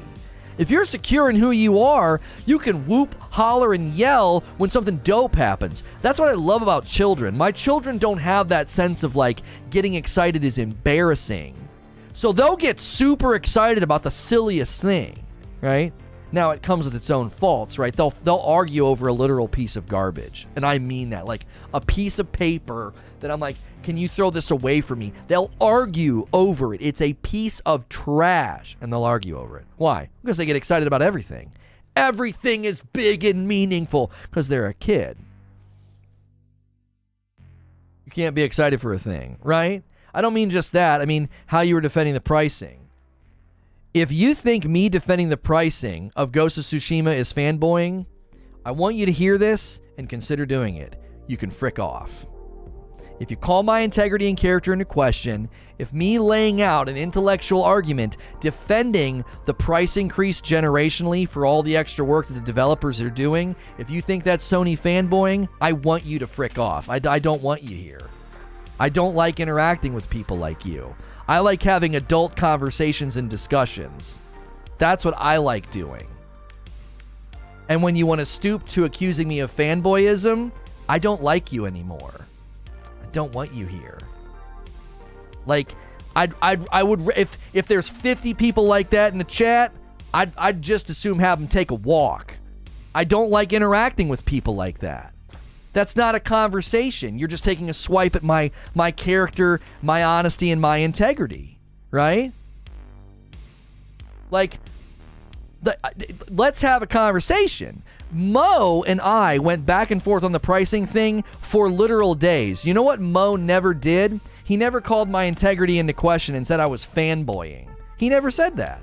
He just says he thinks it's wrong. And I think it's totally justifiable. And you know what we do at the end of the conversation? We shake hands like adults. That's what we do. We don't accuse each other of fanboyism. We don't do that. That's low. That's like, the funny thing is, like, that lacks integrity. Like, that's taking a swipe. You know what I mean? But I liked your videos. If you like my videos and you like what I do, then there's no reason to take a swipe at me. There's no reason for that. Well, you're fanboying right now. No, I'm not. I genuinely think this is good for the industry, right? You were just accusing a bunch of people of it? Yeah. Do you want to know why? There's a big difference between saying, I really like this system and I like what they're doing, and attacking or poo-pooing the Sony showcase or acting like, yeah, it sucked. That is being a fanboy. That's not an intellectual argument.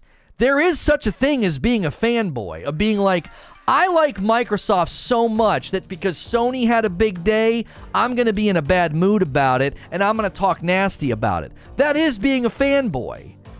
Calling someone's intellectual, economically driven argument being a fanboy, no, you can frick off. That you're not even engaging in the conversation, you're just name-calling. You see the difference? What's good, Snow? Some people weren't excited for it. Homie, Sony could have literally put on a show that made people's minds fry. Like, there could have been literal people that died from how amazing it was. And there would be some guy in the corner being like, I thought it was boring. I just didn't think it was that amazing. That you're just being a fanboy. Like, you're acting like they can't do anything that's great. You know what I mean? I didn't see people saying it sucked.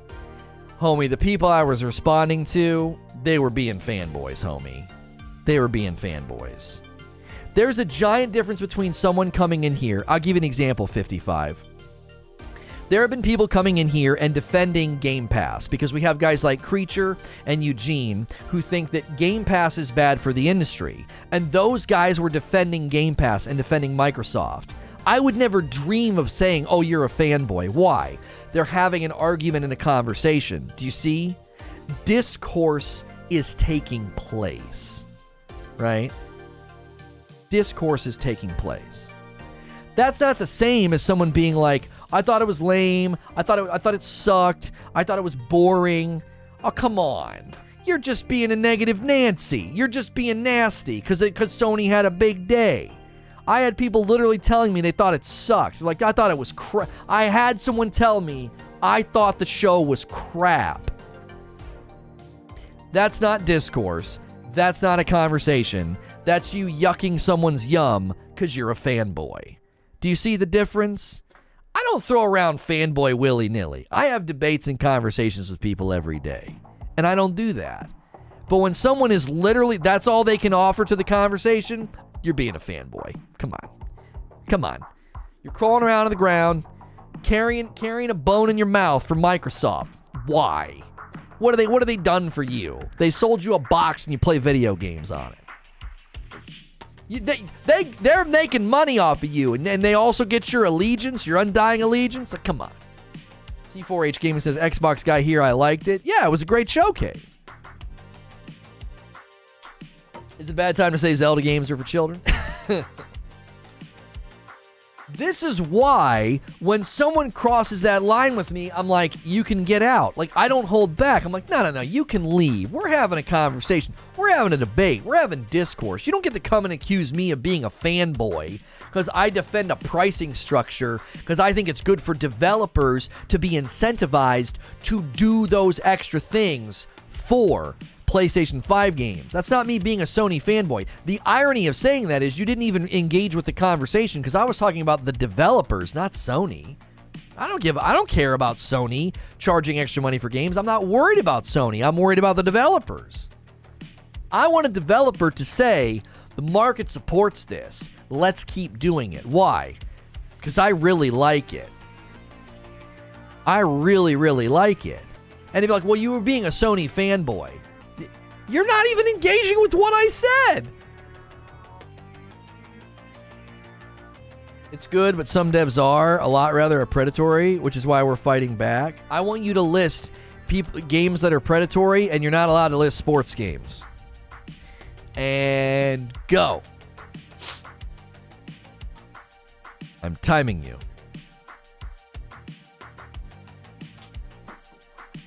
Come on. Where's this big list? Where's this laundry list of games and developers that are predatory? You're not allowed to list sports games. What do you got? What do you got? Candy Crush? PUBG Mobile? Call of Duty Mobile? GTA 5 and gacha games? Wait, do people think GTA 5 is predatory? Why? Gacha games, fine. Most of those are mobile games. What's GTA 5 doing? World of Warcraft? What are you talking about? What did they do? I didn't see anything about this. Gacha games, I know. Gacha games are pretty bad. What's GTA? I want to know. Look at what happened with Battlefront. Okay, but that's the same company that does the stuff in the sports games. Okay, so you haven't made a lot of ground with me. What's GTA do? I'm actually curious about this. Pay to win? The WoW tokens? Yeah, Star Wars. Hey, listen. That's a notch in your belt. I'll give you that one. That one's really bad, but it's the same dadgum company. You have like 2 companies pulling this shenanigans, and the rest of the industry isn't doing it. Do you understand? That's the point that I've been making here.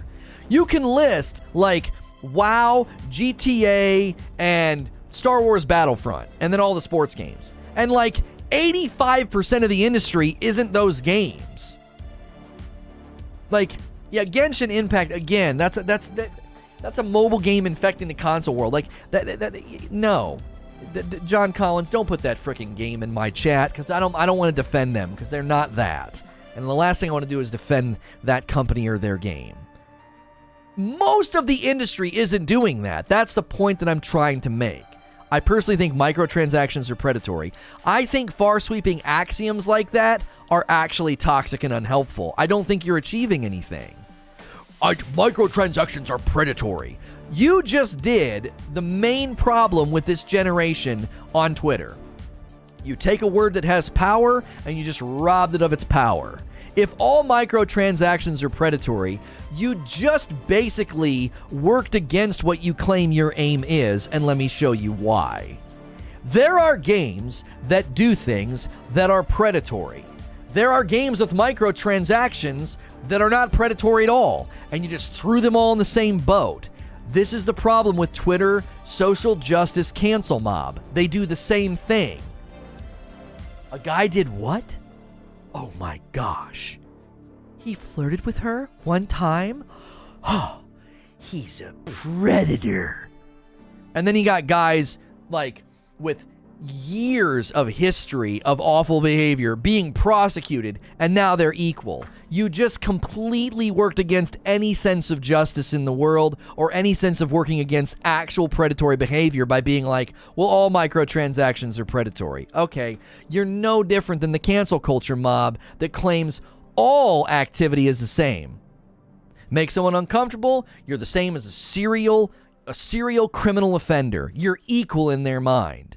So you can't do that with microtransactions because you're not actually, right? You're not actually addressing predatory behavior. You're not. Predatory microtransactions behavior should be addressed when it happens. If you claim all of those, if you claim all microtransactions are predatory, you're working against your aim. It's a lot harder for you to make that case. If you go to a particular game and you say, this game is doing something that's predatory, that's like getting out a scalpel and saying, this right here is bad and needs to go.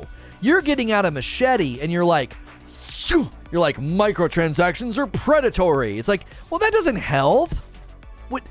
How many games do it? And it's totally fine. It doesn't hurt anything.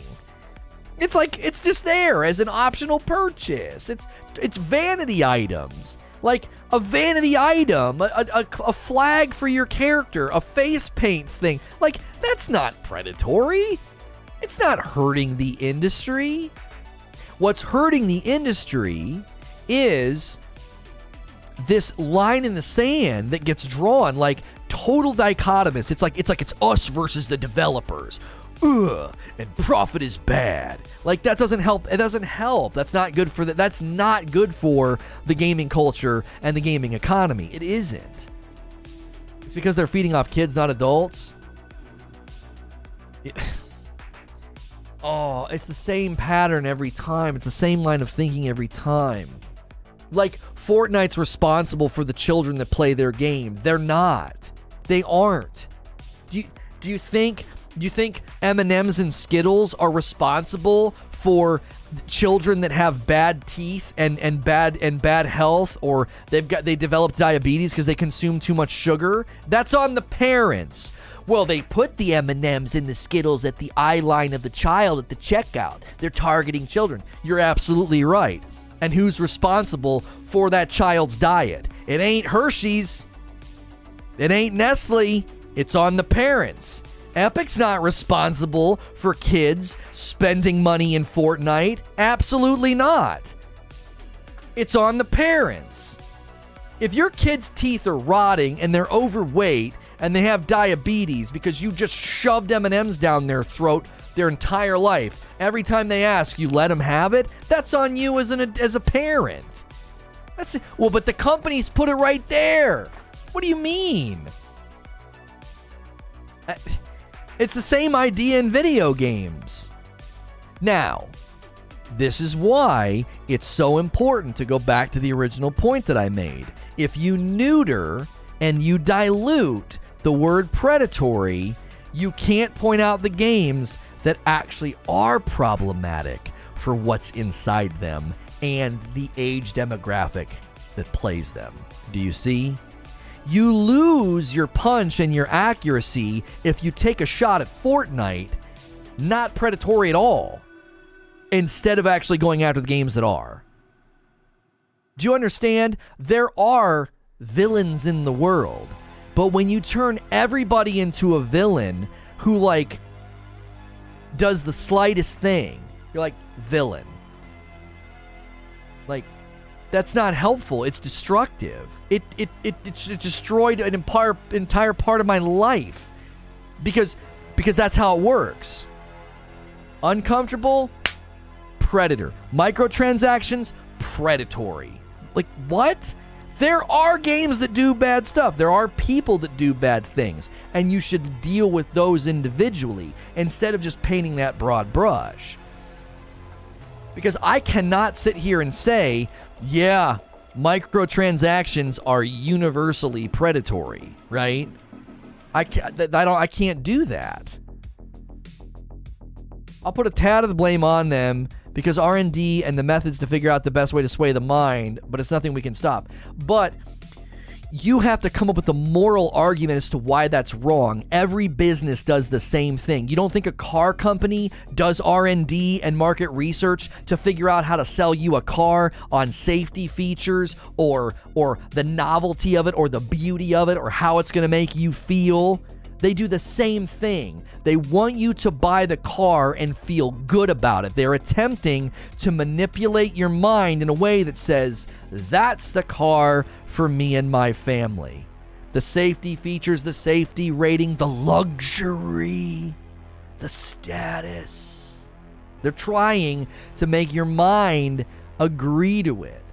Every company does that. Video games aren't different. They're not. Do you think the way that sugary, unhealthy cereal is marketed, do you think that they market that in a way that's considering how children will respond when you're walking down the aisle with your little boy in the seat? No, they do the same thing. Market research and R&D, research and development, goes into the fact that, like, how do we market just junk? Cereal is junk. It's garbage. It is garbage. 80% of the breakfast cereal in the world is trash. Sugar, carb, nothing junk that you give your kid in the morning. And you don't even think about it. Just, here you go. It's trash. The worst way to start your day. They're going to sugar carb crash in an hour. They're going to be a train wreck. And the way they market it and the way they position it, pretty colorful cartoon characters, right? Here you go. They're great. You think adults are watching that and responding to it? Maybe at some level you do if you grew up with it. The difference is games will rearrange their entire progression structure to fit in micros. And see, but this is why, Ashton, it's so important to not paint with a broad brush. That you don't do that. If you paint with a broad brush, you take all your power away. Durs with a 10 spot. This is the content I show up for daily. Thank you. I appreciate that. Angry Pete became a member and I miss it. I am so sorry. Angry Pete, welcome to gaming. Welcome to SNTR Gaming. How dare you? I love Frosted Flakes. I'm not telling you not to eat it, but that's what it is. If you sat down with a nutritionist and you said, what's the best thing for me to eat in the morning? They're not grabbing Fruit Loops. They're not grabbing Lucky Charms. It's trash. It's great. Tastes super, super good, but it is trash. It doesn't do anything for you. It just tastes good. It's awful for you. I'm not telling you don't buy it, shouldn't buy it. I'm not. I'm just saying, well, look at every other industry, and you're gonna act like gaming is in some weird spot where they market to children and it's not good for them. You mean like candy, cereal, snacks, like Little Debbie, salty, like Doritos, like all that crap is marketed to kids, and it's all terrible for you. It's not bad for you in moderation. We have cereal in our house. We have Doritos and Fritos in our house. We have sugary stuff in our house. It's not bad for you in moderation. I control what my kids eat. Because if I didn't, they would eat trash every day. Because they don't think. They're like, it's tasty. And they'd shove it in their mouth. And they'd be grumpy, unhealthy, and set on a path for a bad life physically, right? Video games are no different. They do market research, they market it to kids, and it's up to you to decide how it's consumed. Not everyone parents like you. So video game companies, cereal companies, candy bar companies are supposed to take into consideration derelict, stupid, inactive parents. That's not on them. They'd eat the trash because of the marketing. You're proving my point. Proving what point? That there are sucky parents in the world? That doesn't mean that companies suddenly have to change the way they market their product. What are you talking about? Bad parents exist. Yup. And they suck. They suck at what they do, and they rob their kids of great childhood. It's not on companies to make sure. You think the companies are responsible? Come on. Come on. We disagree then? Yeah, start a business. Start a business and then come talk. Start a business where you create a product for kids and you create a product that cautions the adults against it, against like how they're supposed to engage with it. It doesn't make any sense. How are you supposed to market a product to children? Anything can be overdone.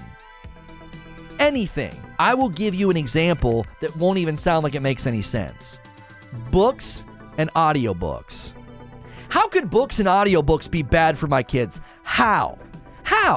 The publishing companies, the authors, the companies, the distribution, the library, they don't have to consider like, hey, if you let your kids read books and listen to audiobooks for 8 hours a day and they never engage socially, that's going to be bad for their development. They don't need to tell me that. It's not their responsibility. And yet, in abundance, something good can become something bad. An audiobook and books that read. If I let my kids do what they want, it's bad for them. They would be socially awkward. They wouldn't develop certain things. If I put them in a room for 8 hours and just let them just soak in the audiobook and just lay there and drooling on themselves, that would be bad for them. Something good if it's not in moderation, becomes something bad. It's not the publisher's responsibility or the library to be like, well, no, we limit how long the books play because your kids, you're letting them listen too long. That's paternalistic. It's not their responsibility to make sure I'm not an idiot parent. You understand? Like cheeseburgers. I can go to the store right now and buy cheeseburgers and feed my kids cheeseburgers every day, all day. I'm an idiot if I do that. Is it the burgers company's responsibility to put like a big blazoned warning on the box like, holy crap, don't feed this to your children all day, every day? Like, the frick? It's not their responsibility. It's not on them.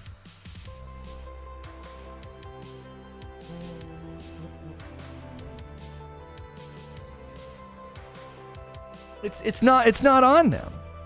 I see what you're saying. I disagree, though.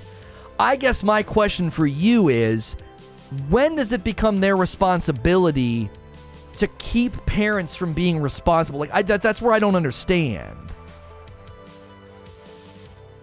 You can switch your membership, Fuzzy, but you won't have like the same color badge or anything. You'll be starting over. If you keep your membership over there, it works just as well. We're still doing premieres and live streams over there. You're talking morals, dude, that's all? You haven't established anything within the realm of morality that makes it wrong for a company to have microtransactions. All you've said was, well, kids play the game. You've not established any moral axiom at all. You've established what you think, but that's not a moral axiom. It's wrong to steal or to murder. That's morally wrong, right? Why is it morally wrong for a company like Fortnite to be like, well, kids play our game, so can't have microtransactions? Where's the moral line that they're crossing? I don't see it. I don't see the moral line that they're crossing. Where is your moral compass attuned to that makes that wrong?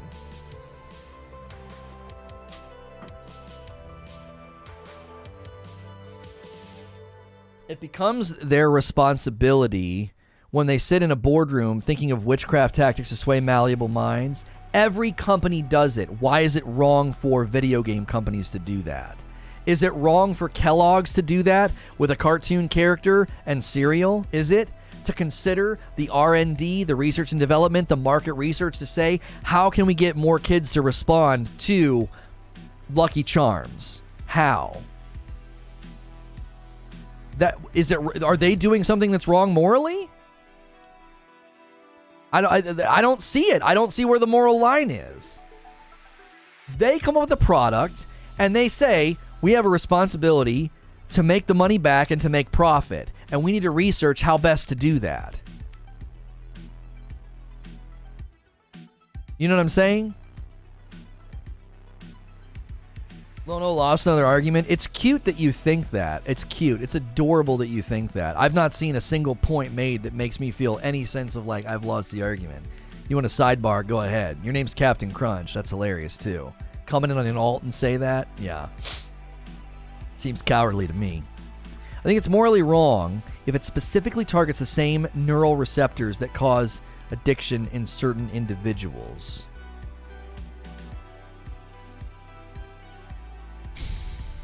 Now, that is where I might sign up and say yes. Because if they're knowingly tapping into something that is like addictive laden, that I would need to see the internal documents, right? Is it coincidence? Like, hey, everything can be addictive. Like, if you have an addictive propensity, everything's addictive. Binge watching Netflix is addictive. Scrolling through TikTok is addictive. Scrolling through Pinterest is addictive. Those platforms don't have a responsibility to protect you from your own limp. You have a limp, right? I have my own limp. I've been in therapy for 3 years, and I have to be careful where I go and what I do and what I look at on the internet. I got my own limp, and you got your limp. You got to deal with your limp. It's not their responsibility to protect you from that. If you have addictive propensities, anything can be addictive. You're not seeing the bigger picture. You're seeing it from the perspective of the Western world. How am I seeing this from the perspective of the Western world? Every company in existence right now creates a product and figures out the best way to sell it. That's every country, every company, right? If they're making rugs in some other country, they're going to figure out how best to sell those rugs, how to position them, right? How do you do it? You push the post again, I'm done. Push what post? What are you talking about?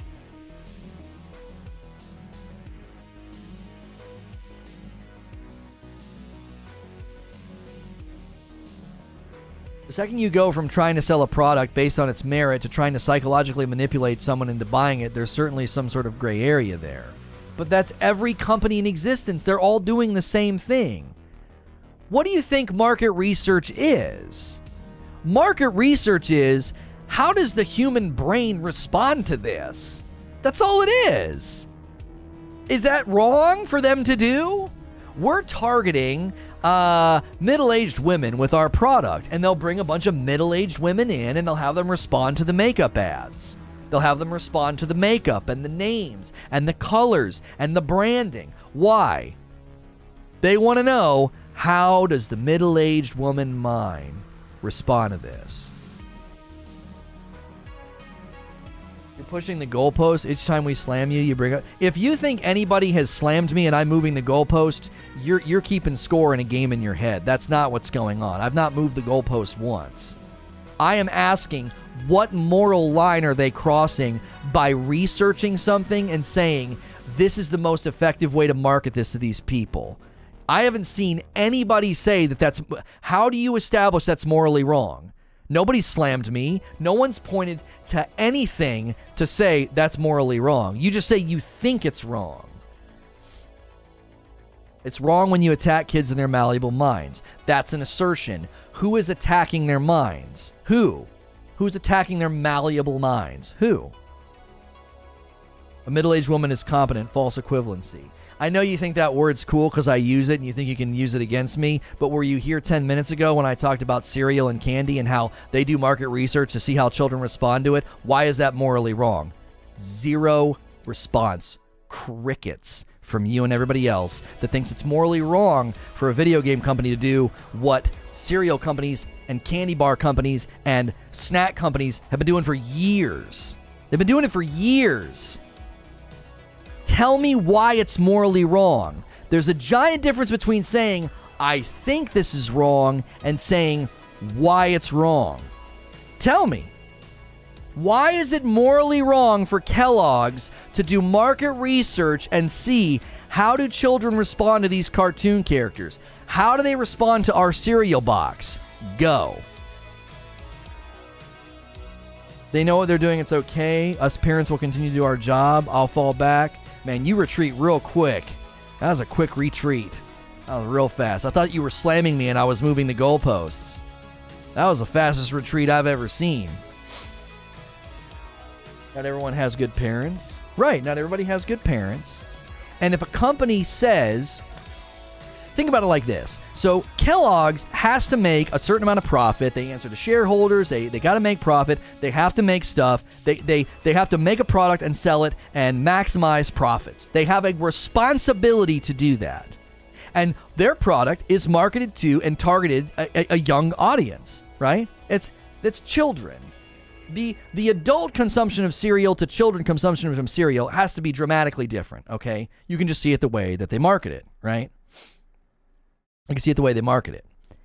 And in their responsibility to do that, they allot funds and money to research. Okay, how do young minds respond to these 3 cereal boxes? We got a couple of different brands here, different color layouts, different cartoon characters, right? And they all respond, okay? And then they base the production and the presence and the presentation, okay, of that cereal to get children to respond in the best way possible. I want you to tell me why that's morally wrong, because that is no different than Fortnite saying, that's really hot right now. Let's throw in that character, that cartoon, that whatever. That's really hot now right now. Our research and development says this will win big with the young audience right now. They're equal. They're two companies attempting to make a ton of money from a demographic, and they research that demographic and they position their product to do well in that demographic. Tell me why that's morally wrong. No one has done that yet. That's your job right now. You can assert that till the cows come home. It's wrong. I think it's wrong. They're preying on malleable minds. Okay, that's just one assertion on top of another assertion on top of another assertion. Now you need to argue and reason through it. What moral code are they breaking? Is your position that if a child lacks good parenting, we should leave them to the evils of the world? If they have absent parents, we don't intervene and provide food or protection? There's a difference between a company making a product and the populace and its citizens saying, we need to take care of the downtrodden. We need to take care of the less fortunate, right? It would be like saying, well, you make your food and your food costs $10. There are people that are in poverty and can't afford it, okay? That company making that food is not responsible for people that can't afford it. Do you see? It's like, so if you have bad parents, or if you're impoverished, or whatever your bad situation is, doesn't create an imperative on a company. It doesn't. You cannot create an imperative from your plight. I have bad parents, and that suddenly creates an imperative on all these companies to protect me from my malleable influence. Like, I'm very easily influenced. You don't get to create an imperative from that. That's not how imperatives are created. The imperative lands on the parents. You ought to care for your children. They are in your charge. And when those parents fail at that imperative doesn't get kicked up the road all the way up to the C-suite boardroom meeting of a Kellogg's company or a candy bar company. That imperative buck doesn't get passed on to them. It doesn't. You could say the imperative would then extend beyond the parents to the immediate relatives. They're aware of the situation. They have a connection, a blood connection. They have a proximity to the plight. Then you extend it by another circle and you say, if our culture, if our citizens, if our city is to flourish, we need to care for these people that are downtrodden and have bad parents that are addicted to a substance or something and they're not caring for their children. Do you see? You can't take that imperative situation and say parents should care for their children and then like yank that out and say, whoop, it's on the companies as well. No, that's not how it works. If I am making a candy bar and I know that this candy bar is going to be really popular with 7 to 12-year-olds, it's not my responsibility to worry about the parents that let their kid eat themselves to death. It's not my responsibility. I'm just making a candy bar, and this candy bar, consumed in moderation, it's totally fine. Right? It's not like a cigarette, because the cigarette has toxins in it. I'm not like giving them something that's like in a literal sense killing them. Don't corporations exist with the permission of the collective? Society doesn't need to allow groups to combine for profit, but society allows it for various benefits. But society allows... It's hard. Yeah, this is getting deep.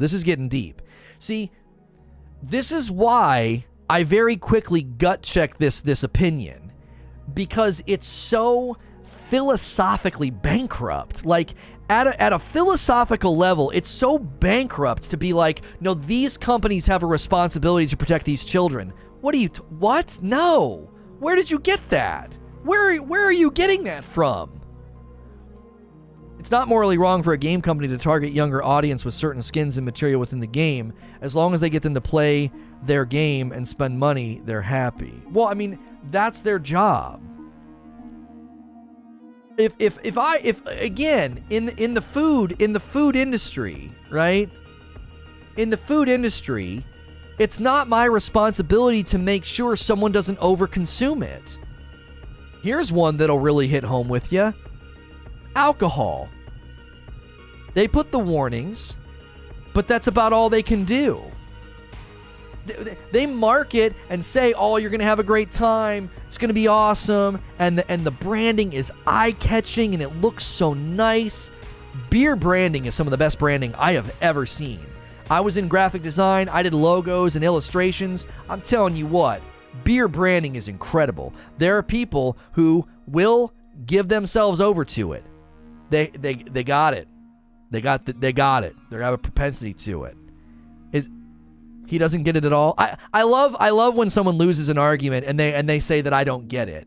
Like this condescending, dismissive, I haven't argued that it's morally wrong. You've not done what you're supposed to do, which is the impetus is on you to back up your assertion with facts, reasons, logic, argumentation. You've not done that. And since you failed to do that, he just doesn't get it. No, you failed to make a cogent point. Like, you're not arguing a point. You've merely asserted the same thing 10 different ways and have failed to say why it is morally wrong.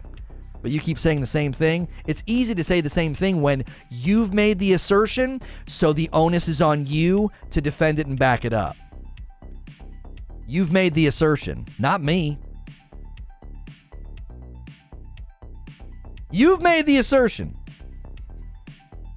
You keep overreading counter arguments.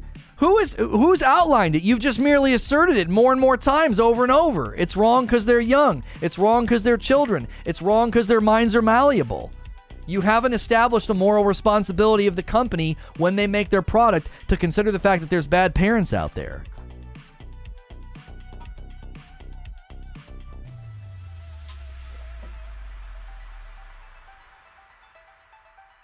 The burden of persuasion is on you. Yeah, I've not been persuaded.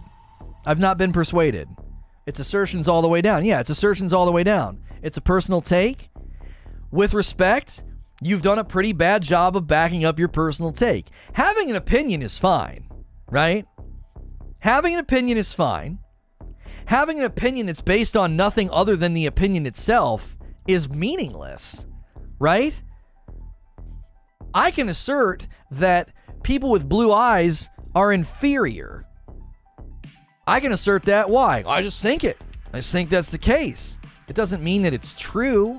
It doesn't mean that it's even worth stating. They don't have a moral responsibility, but their intentions and actions are sinister. That's projection. How do you know that? When they know how the best way to sway incompetent minds. See? That's just another assertion. You're asserting that their methods are sinister, and you're asserting that they know how to sway incompetent minds. How do you know that? How do you know that they're sinister? How do you know that that's how they approach a situation? Where are you getting this? Where? And again, do you take the same issue with any of the food industry situations that I outlined? Whether it's candy, unhealthy snacks, or cereal, they do the same thing. I don't understand how it's sinister to say, let's see how best to position this product so that young people like it. The result makes it sinister. That's not how logic works, my friend. That's not how logic works. If I create a firework, I create some fireworks and I make them, and my intention is for people to light them off and have a good time.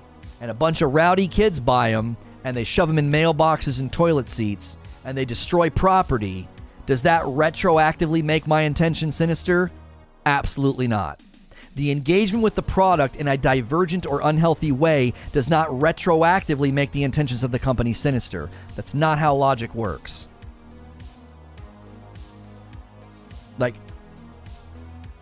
if a kid consumes Coca-Cola hand over fist and develops an incredibly unhealthy body and teeth, does that make Coca-Cola's intentions with Santa Claus and polar bears on the cans because it looks cute and adorable, does that make their intentions sinister? No, it doesn't. You don't get to turn that around on them.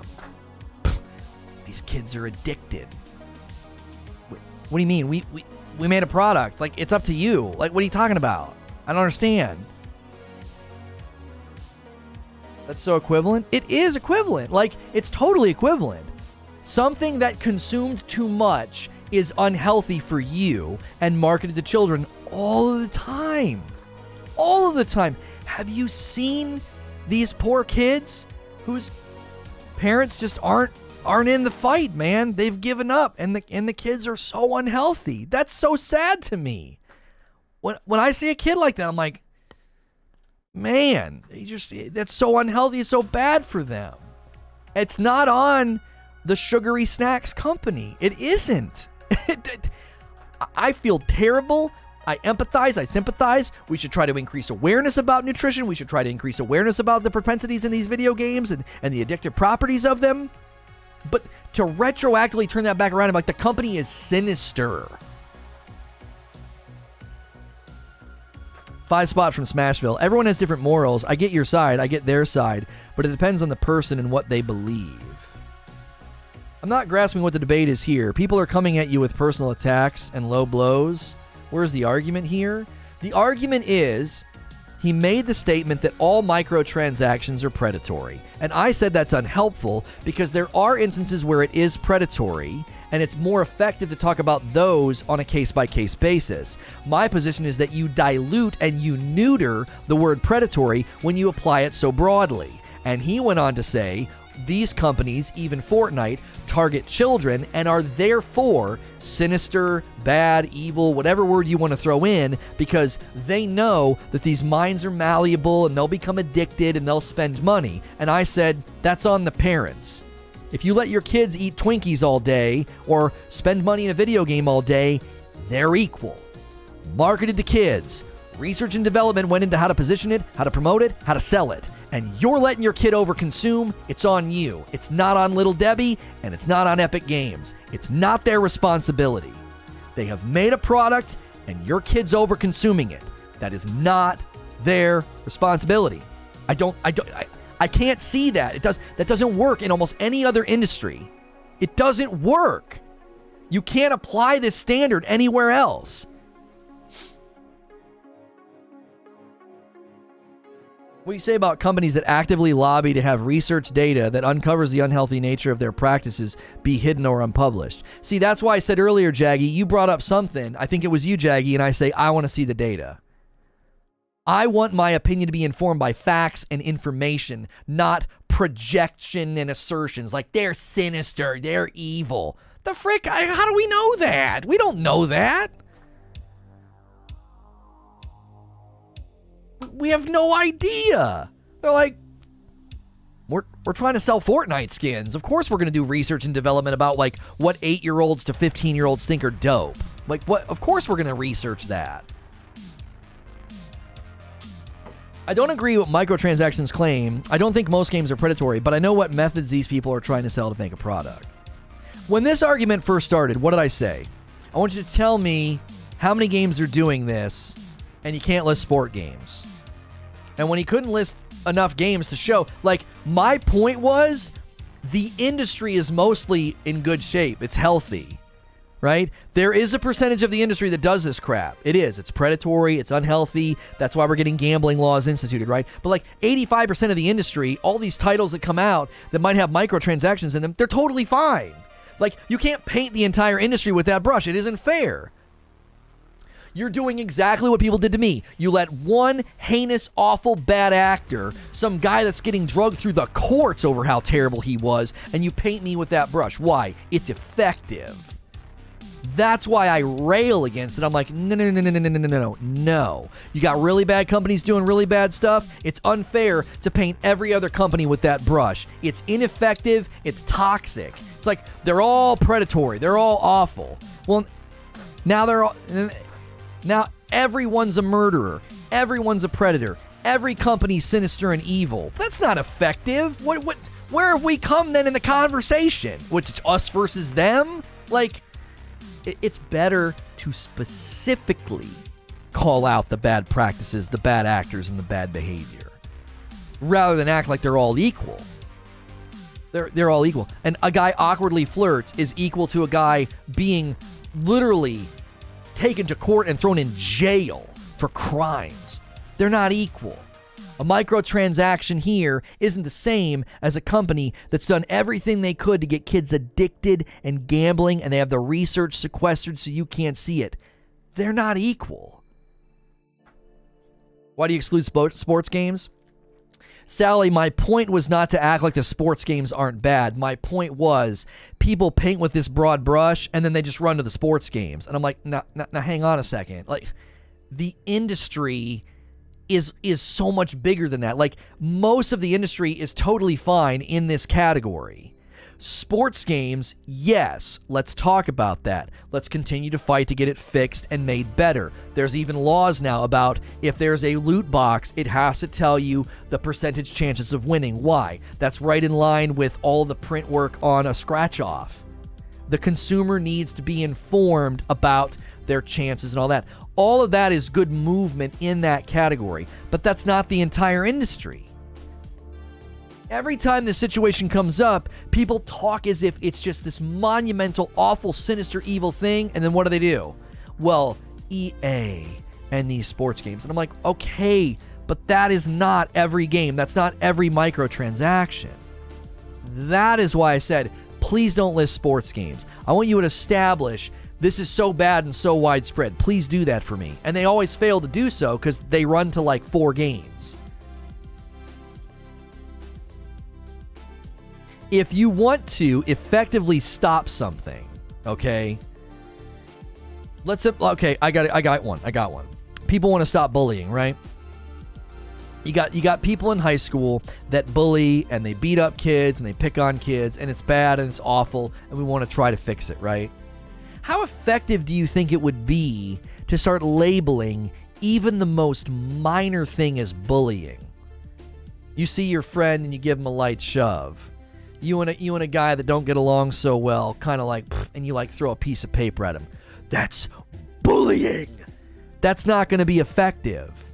You're now calling everything bullying, which means you're not actually going to get to the root issue with these people here. This behavior is bullying, and we need to put a stop to it. There needs to be good consequences and good education and even rehabilitation. Like, a lot of the times bullies have very dark reasons that they're bullies, right?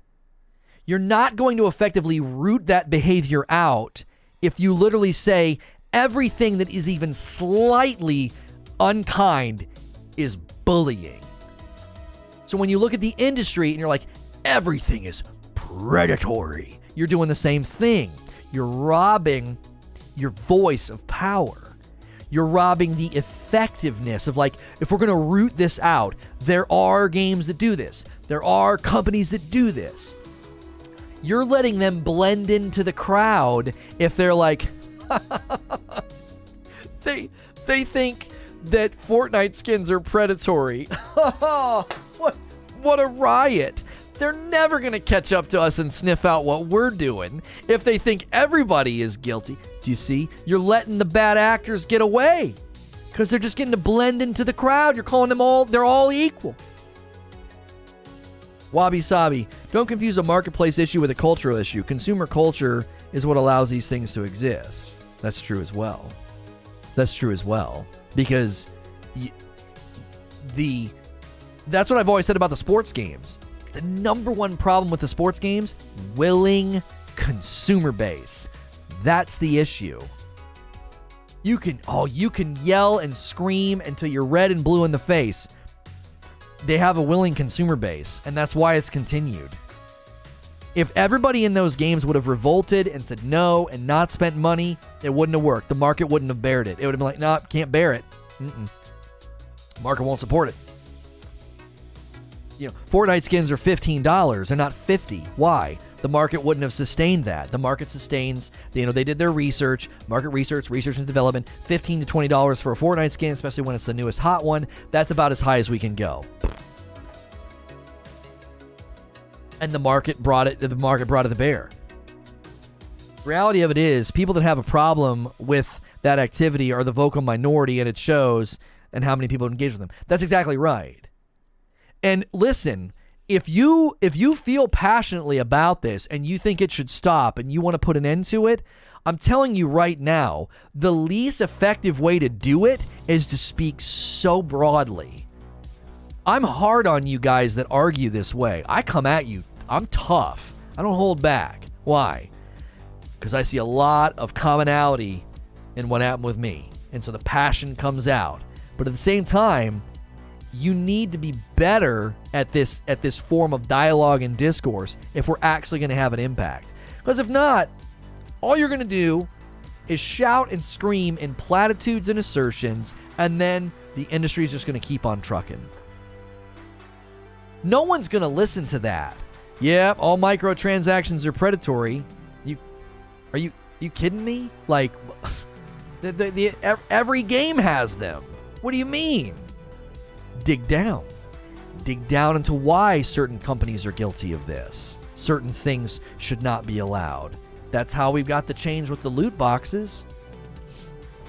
Speaking broadly in chat like this is different, though. Listen, I'm going to give you full marks, 55. You stayed in the ring, and you didn't insult me. If you did, I didn't see it, right? You didn't stoop to insults, and you stayed in the ring, right? Which is impressive. Most people don't do that. Most people don't do that, especially with me, because I get hot, and I get ramped up, and I get loud. So I respect it. You got to make a better argument, though. You do. You got to go back to the drawing board and come up with a better argument, and then jump back in. Work on it. It's not strong. Your argument is not strong. It's too assertion-laden. It's too opinion-laden. You got to start to root it into real, tangible things. Facts, evidence, reason, even a philosophical position. Like, go deeper than just, I don't like it. Did no one mention that Lono shops were closed in the kids section? There you go. Somebody's got to get an insult in. Personally, I think it's more interesting. Somebody in chat might wonder why I just spent that amount of time debating one or two people. Cana Bridge of Spirits is going to be in the Epic Store. Guys, make sure if you ever get anything in the Epic Store to use my code LONO. That does support me. Neo 2 is in there. Encased is going to be in there. If you guys do use the Epic Storefront, be sure to do that. A lot of you probably don't. A lot of you probably don't. Somebody might wonder, like, why on earth would you debate that hotly with that person for the last 45 minutes? I think it makes for great television. Right? I think it makes for great television. Because it's more entertaining to see two people go hammer and tongs than to everybody sit around and agree. So, people like 55, and who was the other person? And they said they had to go back to work. Oh, who was that? They retreated real quick. They retreated real fast. That's value to the stream. Like, you're 100% welcome here. If you can stay in the ring and keep the gloves above the belt and not that's why I bopped the one guy. It might have been you, 55. It might have been you about saying that I was a bit of a fanboy. That's the only thing I don't tolerate. I'll hit you hard for that. I will. It wasn't directly about the current situation. I said gamers are getting burnt, and that's why they're speaking up. Beach. Yeah. Beach. If you come in and you disagree with me for an hour and we never see eye to eye, that's totally fine. You come back tomorrow and do it again. As long as you keep the gloves above the belt, I love it. It's so fun. So much time has passed. I appreciate you go off topic from time to time and debate stuff like this. It makes the convo interesting. Yeah. Logical debates are becoming a lost art. Do you want to know why? It isn't necessary. This is so important for people to understand. The reason that logical discourse and discussion is a lost art is it's not necessary. There was a time where it was necessary. The only way you were going to sway people or the public or the higher education zeitgeist or even in the political realm, you needed to be thoughtful discourse, breakdown, point, counterpoint, point, counterpoint. We live in soundbite culture now, so it's not needed, right? Do you have any idea how intelligent some of these people are? They're very intelligent, and they could probably put together amazing arguments. They have amazing education background, Very, very smart. You'd never guess it in the way they talk about serious issues. You'd never guess it. Why? It's not necessary. Why am I going to waste time doing that? You know? Like, this isn't meant to sound condescending, but like, when you try to get kids excited, it's like really easy, isn't it? Hey guys, you guys ready for some pizza? But you don't walk out and say, guys, we have a really great evening planned for you. We're going to start off with a really, really great dinner. The pizza's been slowly preparing all evening. You can smell it. It's so excellent. And we've really brought together what we feel is a cohesive and just very, very well thought out evening with lots of entertainment. Funny. You don't need to frickin' do that. You just run out and say, pizza and water guns. And the kids go, yay! That is the difference now. All you have to do is go out and speak in soundbite, and you get people all excited. There is no debate. There is no discourse. Everyone is thinking and breathing in TikTok. Like, can you tell me this in 60 seconds? Because I got things to do. I got scrolling to do, buddy. Hurry up. I'm anti-echo chamber. That's why I continue the conversation. I like opposing opinions. Give me a little credit. People accuse me of echo chamber. I'm like, you understand that most of the people I engage with and most of the fire and fury is people that don't agree with me. Like, those are the best episodes. those are the best episodes. I have people here every day. They're longtime members and subs, or even my producer. We don't agree on stuff. We've had to stop having those conversations on the phone, Creature and I, because we waste so much of our time. We're supposed to be planning the next day and strategizing, and we're like debating something. I'm like, we can't do this. We can't do this. We're gonna throw an hour away. It's gonna be 5 o'clock. I'm like, dadgummit, we just debated that. Why? Why did we do that? No, you're not. I give you plenty of credit for that. Yeah, people accuse me of an echo chamber because they don't have the mental strength to not stoop to insult. Like, I know you're a strong person mentally and even emotionally because you didn't stoop to insult, right? You danced on the line with the fanboy swipe. I didn't appreciate that. But when someone doesn't stoop to insult, I'm like, that is an emotionally stable, intelligent person. I don't even agree with them, and I can compliment them. Like, you just went hammer and tongs with me for 35 minutes and didn't insult me. You're of a higher pedigree than a lot of the internet. like that's what most of the internet does. You disagreed with me? Well, you're a bleh. Like, that's all they do. They're like, I can't believe somebody doesn't agree with me. Meh, bleh. And they insult you. Me and my best friend disagree on all kinds of stuff. It's fun to debate. It makes life is so interesting. Who is the girl? Oh, she was recently on. Sarah Silverman, right? Sarah Silverman. I'm like, she would be a wonderful friend to have, right? Because we're like, I disagree with her on so much stuff, you know? But I'm like, she'd be so fun to be around. It would be fireworks every day. Every day would just be. Those are the best friends to have. Demetrius coming in with a membership. Enjoy the dope badge and emotes. You're dope and deserve dope stuff. Guys, thanks for the tips. Thanks for the members. Thanks for the subs. If you're new, this is what we do. Radio show, video game radio show, man. It's safe for work. It's fun. Bring your debates. If you haven't hit subscribe yet, consider hitting subscribe. That's totally free. Right? I will always take the stance that ketchup goes on steak from now on. Just shut up. I want a cheeseburger now.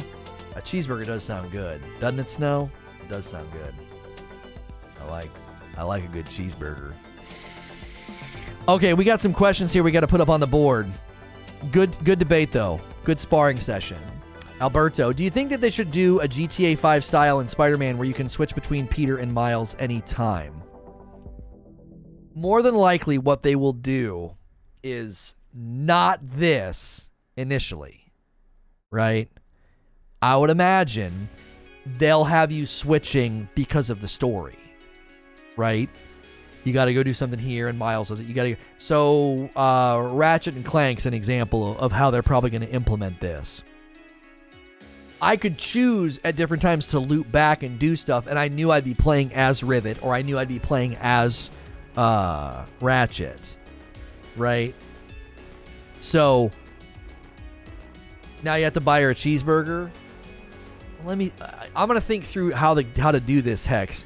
Getting her to crave something and then you have to pay for it. I like this relationship. This is fun.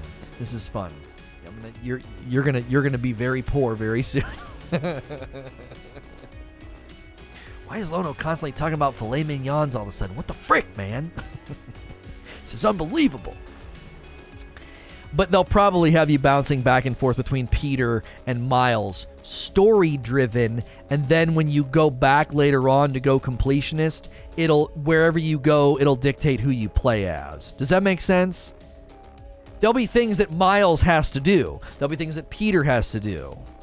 Right? My wallet hates you now? That's fine. It's fine. That would be my prediction on how they'll do it. Right? Hold up. Who's arguing this? Let me guess. They're not a parent or a very absent one. Snow, I can, from the perspective, because, like, I'm not some cold-hearted son of a gun. Like, I have empathy and sympathy, especially for children. I have two of my own. I can't watch shows that talk about that kind of stuff. I get sick to my stomach. I do. I get absolutely sick to my stomach. What was the movie? End of Watch. End of Watch, where they found a family and the parents were addicted to something and the kids were like duct tape in car seats. I got nauseous. I got absolutely nauseous because I'm like, I know that happens. I know that horrific living nightmare exists for some kids. I don't like stuff. I can't consume that kind of stuff. I can't. I could watch a Saw movie and eat spaghetti, but I can't watch that. It's too real. I'm like, it turns my stomach. It just turns my stomach. I can watch a movie about a serial killer and I'm like, he's tagging people up and they're trying to catch him. I'm like, okay. But that, I can't take it. Not as a dad, especially. So I obviously look at these children and I feel for them, but my emotion and my sympathy and my empathy cannot drive me to being illogical. Do you see? That's the problem with everything that's been going on. Everything that happened last summer, right? Empathy and sympathy for true victims and true people that go through horrible things drove people to an insane level of hate and rage, and they burned a person to the ground. They didn't even think twice. Why? Their empathy, their sympathy, their emotion drove all of it. And in the aftermath, it's kind of like, well, we went a little far, didn't we? Oh, well. And then they move on with their lives. And I see the same thing in gaming. I'm like, we can't do that. We can't let emotion turn us into an illogical, angry mob because it doesn't achieve anything but destruction. Nothing last year achieved refinement, healing. Nothing good came from it. Not a single good thing came from it. It was nothing but destruction. No healing, no psychological growth, nothing. None of them are even in therapy because they're liars and they're not victims, right? That's part of the problem. But in this scenario, if you want to root out bad behavior in these companies, you're not going to have an industry movement to like, hey, this is healthier, this is better. You're not going to by just labeling every company because you're angry or you have an emotional like frustration about it, right? Lona should do ASMR just talking about food. You want to get a ribeye with really nice marbling, and then you take that ribeye and you bring it home. Put it on the counter and let it get to room temperature. Grab that kosher salt, put it on that rack, cover it liberally with that salt. That's right. Really rub it in there. Then put it in the fridge overnight. It's going to really flavor that meat, soften it up, make it nice and... I can't keep doing it. I can't keep doing it. Okay, I'm getting turned on. I'm just kidding. I can't keep doing that. The last time I went to the butcher, the meat prices are going up. And I can buy enough ground meat to make like 13 burgers, right? That's like 13 dinners for me because nobody else eats it. And then they had like a $35 a pound ribeye. I couldn't do it. I couldn't.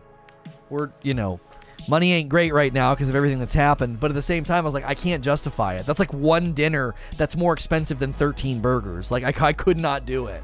I couldn't. I felt sick too. Oh, dude, they were great. The ribeyes that were sitting out were they were fantastic. I couldn't do it. I was like, I can't. I gotta leave it, dude. I gotta leave it in the store. It was hard. It's hard to leave it around. You know what I mean? Find a Wagyu roast for myself for my 30th birthday. Yeah. Just picked up a 270 prime rib roast. Yeah, the prices have just gone up. Even if money was good, that stupid money. Yeah, even back when I was just swimming right, I don't think I could have. I'd have been like, that's just too expensive, man. You know what I mean? That's just too expensive.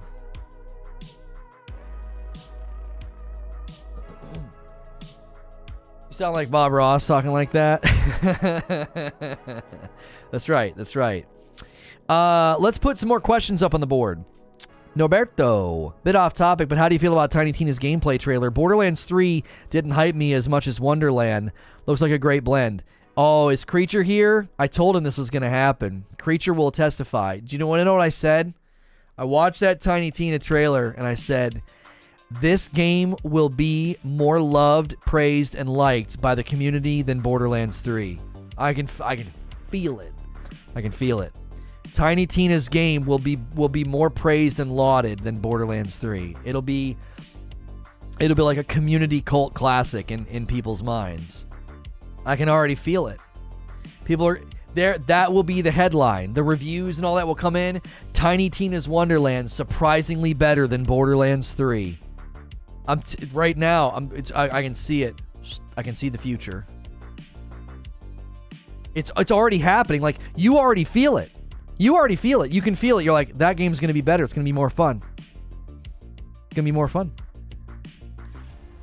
Because I tell you what it is. It's springboarding off of something that is absolutely drenched in the Borderlands identity. Tiny Tina. You know?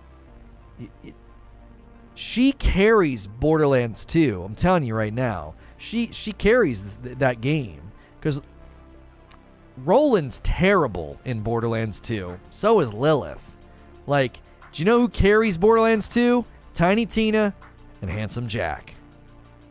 The rest of the cast, what? Why? Why'd you do that? Right? Hopefully they don't let streamers give too much input again. Yeah, hopefully they don't establish a stream team that only streams the game for a week and then after only plays it when they're being paid to.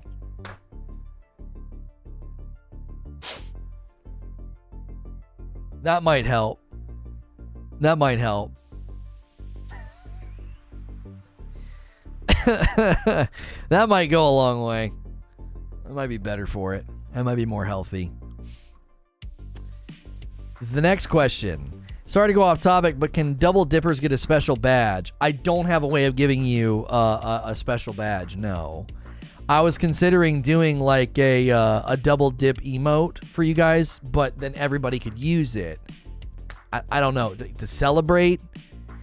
You be playing Tiny Tina? No.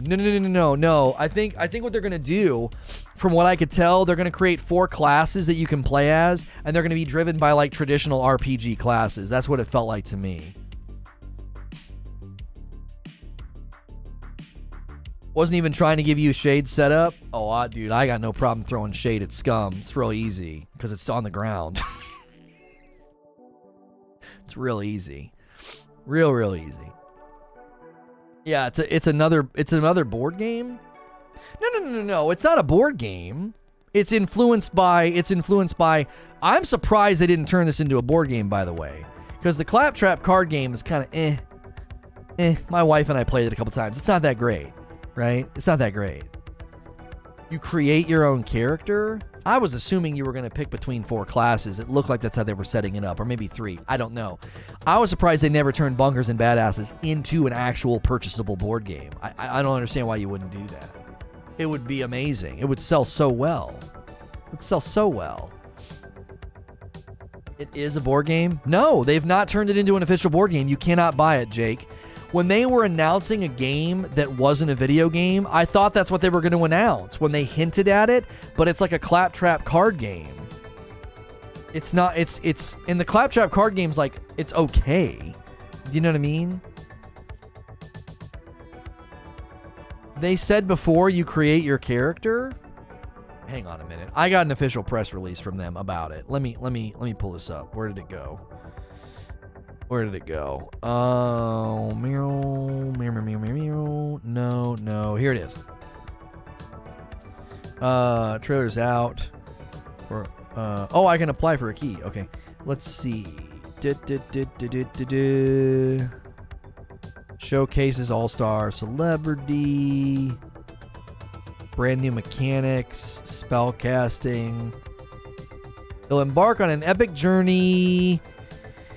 Tiny Teen is your guide. Explore the majestic cities. Dank mushrooms all over the Overlord. Oh no, you're right. Create your own hero with an expansive multi-class system that lets you mix and match 6 unique character skill trees, all with their own awesome abilities. Level up, refine your build, expand your arsenal, and become the ultimate fate maker. Yeah. That's unprecedented. For the first time ever, they're going to let you like create your own character. That's pretty cool. What email address did that go to? Let me see here. Okay. There we go. 100% companies who make a product that's intentionally harmful to consumers, but that's not always the case. And don't you think you let them kind of skate under the radar by saying that all companies are evil, all companies are sinister, like greed is morally wrong? Like, don't you think you let I feel like you let the bad actors skate. They just get to skate by when you're looking at everybody, you know? If you get to look at it, oh, it's through, okay, I can apply through here. You let them skate by. Like, well, no one's talking about the real villains. Everyone's a villain, right? Oh,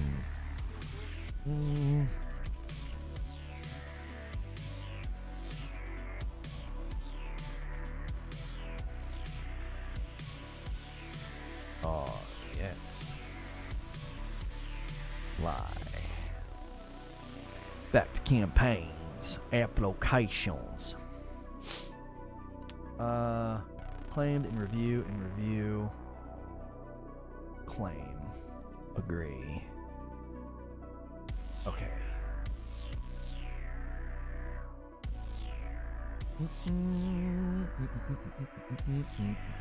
I need to make sure and do that. They want me to send my Surgeon Simulator stuff. Surgeon Sim coverage. I'm gonna add it to my to-do. I gotta send it over to the devs. They want to see it. Choo. Okay. Beautiful. Yeah. Yep. Yeah, mama. We're 3 hours in, so it's around that time where we kind of shift here a little bit. 10 spot from Zach Smith. Just a lurker, paying my dues. I'm glad, Zach, that you do that. A lot of the lurkers don't do that. It's, they're really slack. Like, a lot of you guys are, like, you have a huge lurker tab, Zach, at least, is doing the right thing. I got to tell you. I got to tell you. We've had 3 coffee orders, mama. Thank you for the 10 spot, Zach. Thank you, everybody who has... Oh, wait, I thought 3 orders was enough for lunch. You've upped it now? You would make a great sales manager. You would. Your quota's 3, but you hit 5, so now you have to hit 5 every day. Frickin' ruthless. Just... Oh, we had 6 yesterday. So when is Wolverine projected to release? No one knows. Everyone's been guessing. Everyone has been guessing. So, guys, thank you for a really, really strong turnout, man. I really appreciate it. Be sure you're smashing all the things. We got a full day ahead of us. We're going to be playing Lost in Random. we have from Friday, I have 2 premieres of 2 little cool indies, Hindsight 2020 and Webbed. Webbed is adorable. You play as a spider. It's just absolutely precious. And then tonight, over on SNTR Presents, we're doing Surgeon Simulator 2. Me and Hilly are going to try and complete that game's campaign. It's getting kind of tough. But the 2 indie titles and that stream with Hilly are all over on SNTR Presents. So there's a reason to keep your membership, to keep your sub, and all of that over there. We do the talk show and the gameplay here. All the live stuff's happening here, except for my stream with Hilly on Friday nights.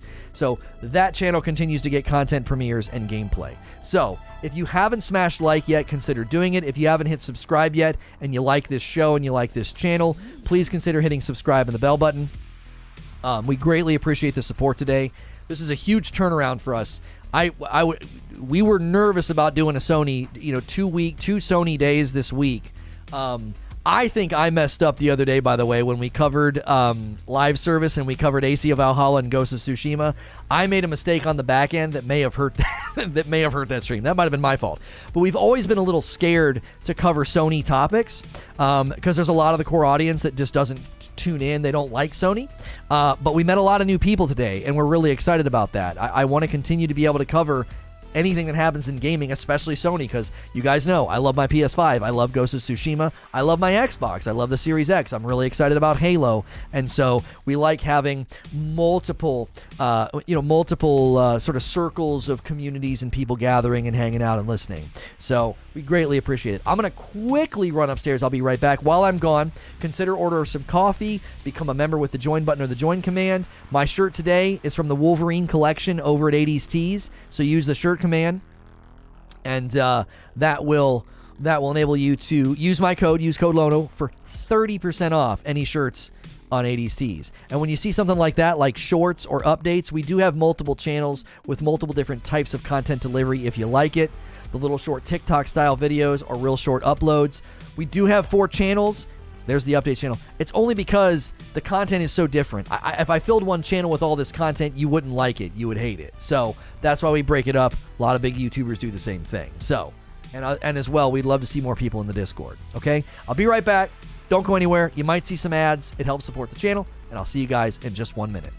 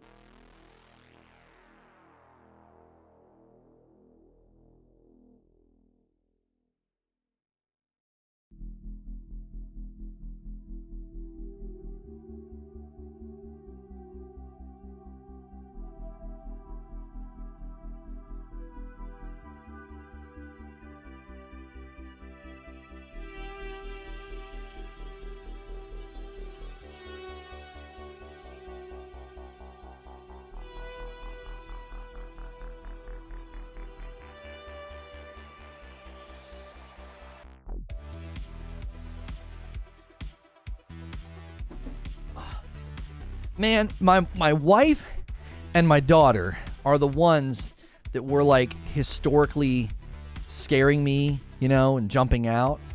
And my son just did it, and I gotta say, I'm a little.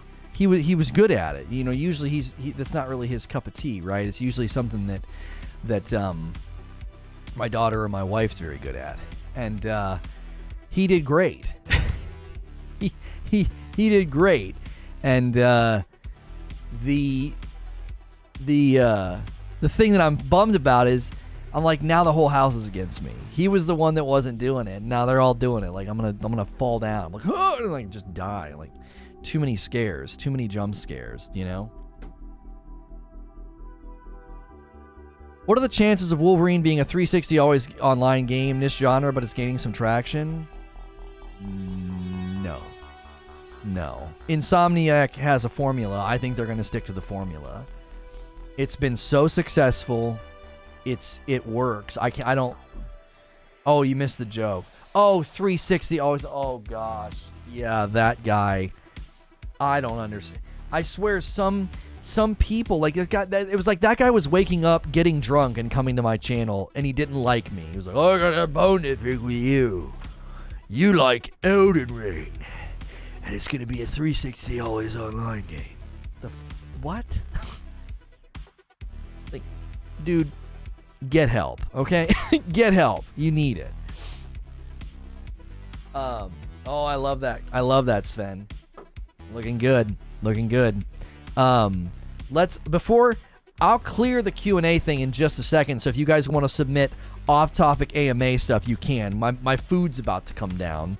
Akuta Papa, would you want an update to KOTOR's combat system or leave it in the classic system? Not sure if you've played the original. Dude, I played it ages ago, and I do remember not really liking it. It didn't really feel like it was my cup of tea. And so, yeah. Listen, you guys are going to hear me say it. There's a game over there premiering on Presents called Hindsight 2020. And I'm like, you guys know that I talk about combat fluidity. And even this little indie title has good combat fluidity. And when a game lacks combat fluidity, I'm grumpy. What are you doing? You counting how many times I said it? We've had 3 orders of coffee, babe. I'll check to see if there was a 4th. You cannot up the quota. There's the 4th. 11:51. A bag of light roast to Lance. Thank you, Lance. My wife's now giving me my lunch. This is what would this be called? Is it extortion? Oh, goodness.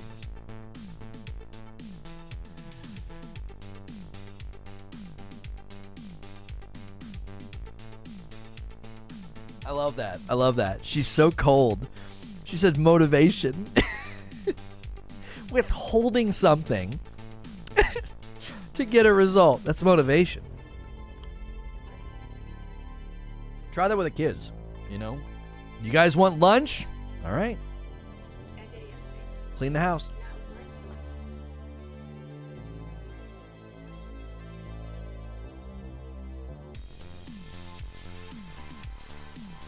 Crumpet over here peddling coffee like drugs. You know what we need? We need to figure out a referral program, because I want to start to motivate you guys to like give a bag to your friend, or like give a cup to your friend, and then tell them to go order. And like, we need a referral program. Like if someone goes and orders it and puts in your Discord username, we go and generate a discount code for you for your next purchase or something.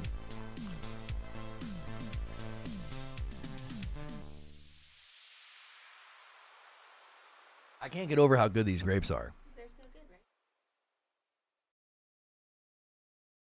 right? I'm telling you, when I figured out what it tasted like, it just tastes like Welch's grape juice. It's just so good. Like, grape juice is grape juice, but at the same time, it's something else. It doesn't taste exactly like a grape. These grapes, what are they, gumdrop grapes? Is that what they're called?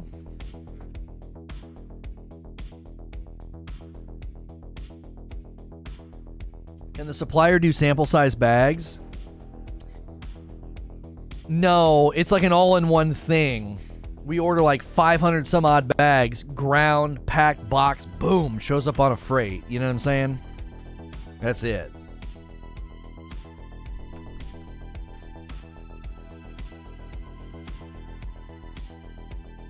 How about you just pay me to be a sales rep? No, it needs to be more organic than that. I don't want you selling it. I want you just being like, here, dude, try this. Here's a bag of coffee. Here's an early birthday present.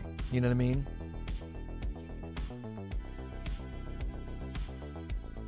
Yeah, I don't like the cotton candy grapes. They're too weird. No, it's just I thought they were gonna be life-changing. I felt like they were too tart. And we got a couple of these with stems in them. You trying to get me to choke on stream? What, are you a child? Guys, these grapes are so good. Do you want me to cut them too for you? Babe, we had this conversation earlier today. If you make something and I consume it, it's your responsibility to make sure I consume it safely, right? Like, this should come with a warning to not eat 18 grapes at one time. I might choke. Like, it's not on me to be responsible for my actions. It's on you to make sure that I know there's a danger here.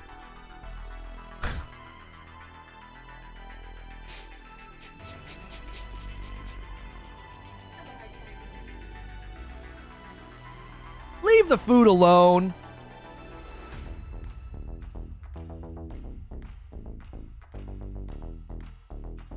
So, I love coffee, but espresso? No. I'm going to oppose you on every issue going forward, keep you on your toes.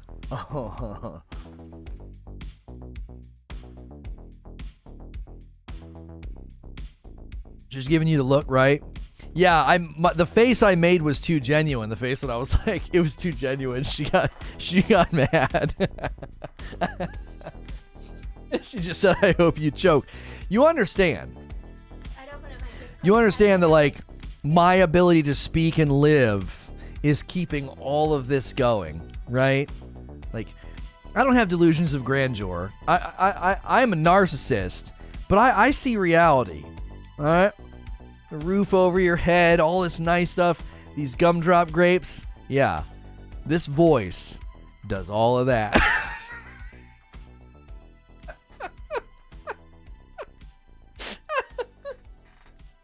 I couldn't get through it.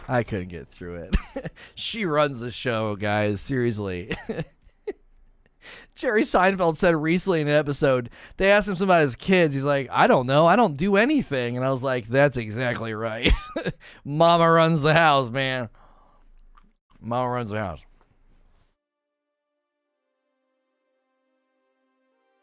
You could glare a person off of a cliff, you know? We don't need a negotiator. We just send you in and glare, and they're like, I'm not jumping, because if I do, you're coming for me. Oh, you thought I was saying you could glare somebody to jump off the cliff. No, off the cliff, like come back from the cliff of jumping. Jiminy Christmas. That's how dark she is. I told you. I'm thinking they send her in as a negotiator, like, don't jump, and she just glares at him, and they're like, I obviously am making the wrong choice.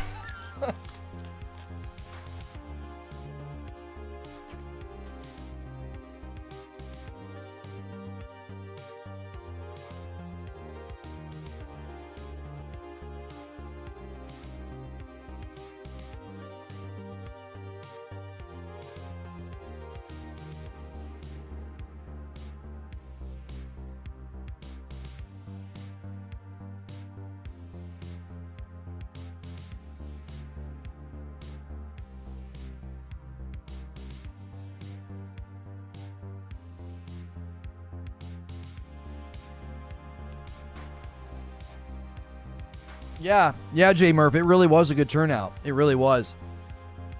We got some love from YouTube today. I could feel it. There was some movement going on. It felt really good.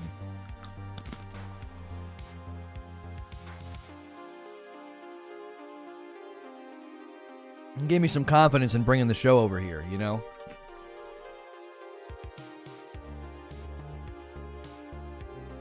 What did I say? I said we got to do this for a while. and it'll start to turn. And today felt like a nice turn. Not that every day that's going to happen, but it was good. It was good. I was extremely nervous. Anytime we cover Sony, anytime we cover Sony, we say that. We're like, we're just going to take it on the chin. It's just going to be a lighter day, you know? And today that was not the case.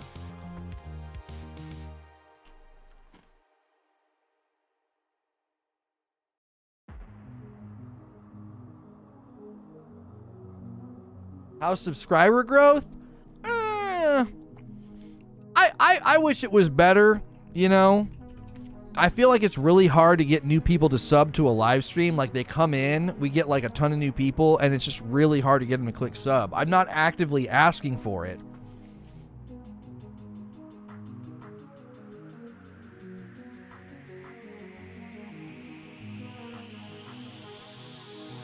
I'm not actively asking for it. If the show is good, then I don't feel like I need to. But at the same time, that's what sucks about YouTube, is if you don't ask for it, tons of people won't do it. They just don't click. But I hate to disrupt the show to constantly say it. Every time I say it, we get 3 or 4. It's like, if those 3 or 4 were happening on their own every 10 or 15 minutes, that would be freaking wonderful. But it's just the nature of YouTube. It's so weird. Like, if you don't say, hey guys, smash the like button, hey guys, hit subscribe, hey guys, take the poll, the viewing audience is very passive on this platform. They just won't friggin' do it. And, you know, Nar Waffle, thank you so much for doing a membership over here. I greatly appreciate that, man. Enjoy the dope badge and emotes. Thank you, OG Boxer, grabbing a bag of dark and grabbing a bag of light. Thank you very much, man. I'm telling you, the support for the coffee has just been nuts. Thank you guys so much. Especially because, I'm be real with you guys, a lot of you guys I know are ordering and then reordering. That is just mega encouraging. You know what I mean? Mega encouraging. It'd be one thing if everybody went crazy when we first announced it, and then that was the end of the matter. But the fact that you're doing it and continuing to reorder, I'm like, oh, this it was scary to do. Let me tell you. When you're in a tailspin and someone's like, we should buy a car and race it, and that'll start to make some money. I'm like, the plane is in a tailspin and you want me to buy a race car? Okay.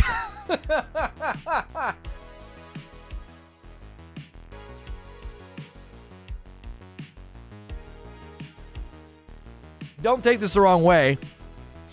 I order the coffee because it's delicious. It helps you as a nice side effect.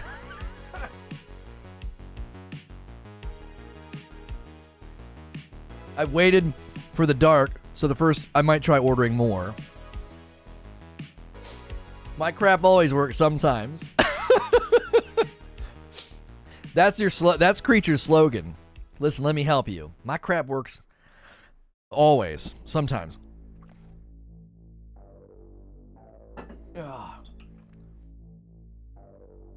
I can see the first palette being scary, but not the second or the third. No. You're incorrect, Robert. You would think that. You would think that, but because we did pre-orders, the first palette wasn't scary at all. Do you want to know what's scary about the second and third palette? Do you remember when we started taking pre-orders? February, March, and then what happened in April?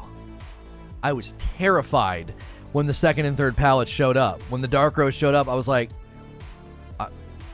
we're not going to move any of this. It's just going to friggin' sit here. We don't have the same pull. We don't have the same audience. We don't have the same exposure, right? We sold 300 and some odd bags of the first 500 before they were even in my driveway. That was like, well, if this doesn't work, we sold most of it. We turned a profit.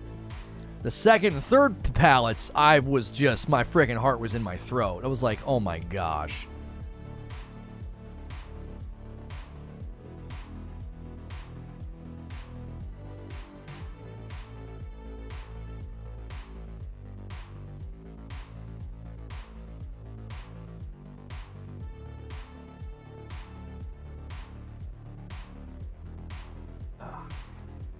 Preacher was trying to convince me to do it.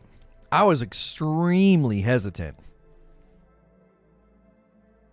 Like, I was all about it, and then we started looking at it, and oh man, I got cold feet real fast.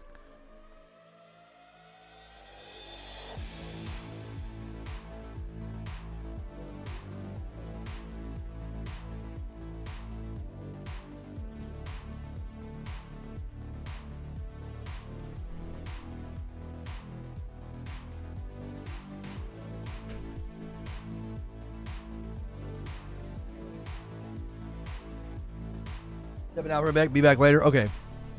I need to finish the light before I get started on the dark. A lot of people, I think, are being converted by the dark. That's a great line, isn't it? We should have done a whole marketing campaign around that, you know? Come to the dark side. I'm sure that's been done before, though. That's probably not very original. Let's see. I need to get the Lost in Random streams scheduled here. Boom. Boom.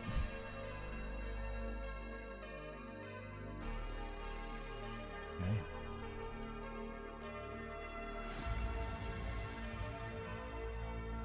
Lost in Random. There's my thumbnail.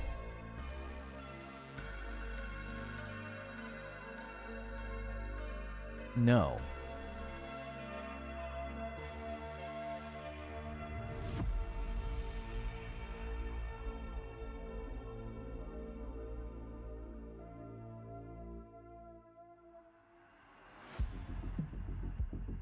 There we go. We're doing a couple of things today, so it takes me a little bit of time to get everything scheduled and set whenever we're going to jump streams like this.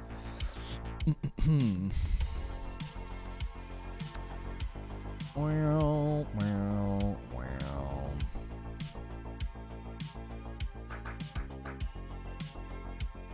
Visibility, public, what time is it? I'm going to schedule it for 12:40. People will get a 30 on it.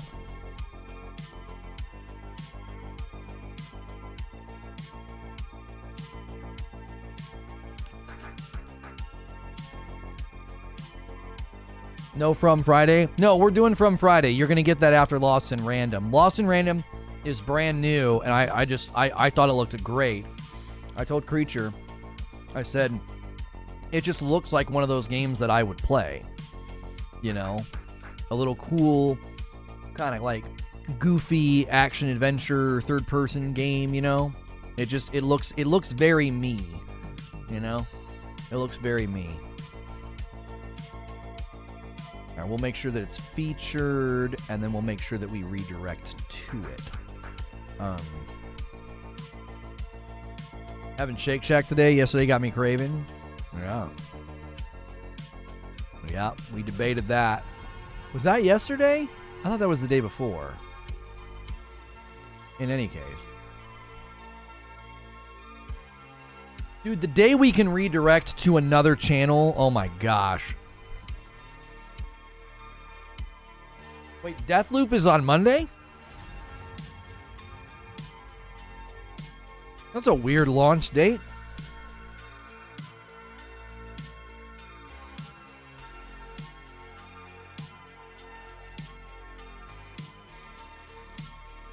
The biggest difference between a premiere and an upload? A premiere is a hybrid between an upload and a live stream. There's a chat. The streamer can be in the chat. You can be in the chat. Everybody gathers together to watch at the same time.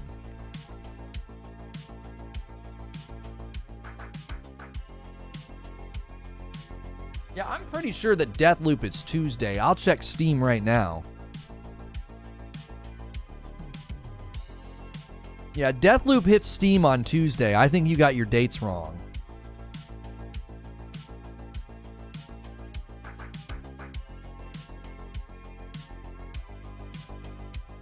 Yeah, Monday is Hot Swap Cyberlust, so we'll be playing... I'm just kidding.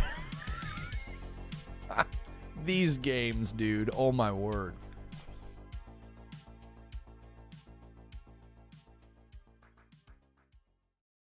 What was my letter grade? I give it an A. I'm not going to say A plus or S tier. I'm going to say it got an A. It was good. I thought it was great. It says the 13th on PlayStation. Okay.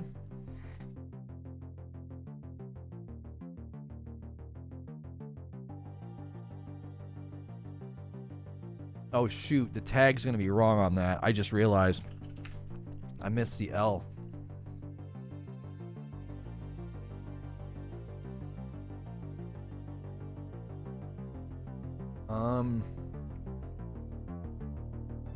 It's going to be tagged Aust in random. There we go.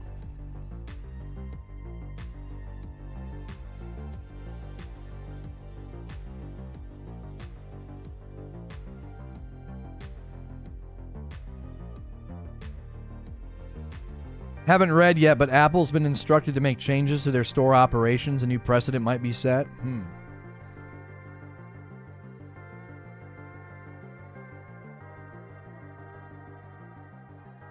Do you think YouTubers coming over here to YouTube will help with people checking out live streams on YouTube? Yes. Give it 3 years, and this platform will be a bigger streaming platform than the other. They're gonna drift. They're going to drift down. They're already losing their dominance.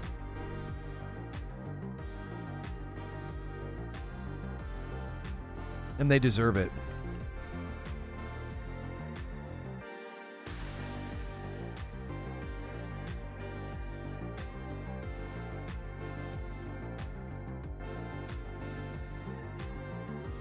A platform deserves financial ruin. And I hope that it happens.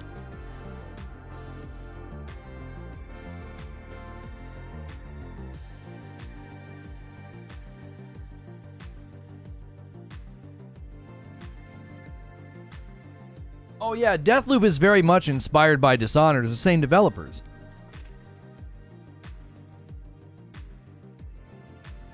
Isn't it? Isn't it Arcane?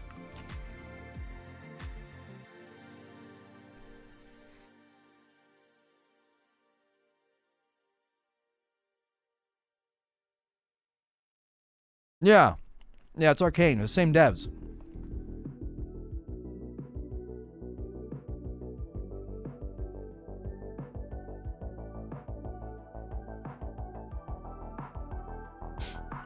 Yeah, he means precedent, not president. I think he's probably doing voice to text speech thing. So I thought he said president because they sound so similar.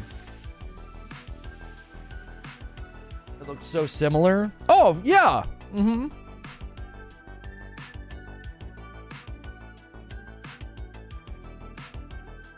of like the first Titanfall. Had a lot of similar movement feels and gun feel to the Call of Duty, because the same guys that made Call of Duty made it. You know what I mean? It's the same dev, so it's going to have that same identity and feel.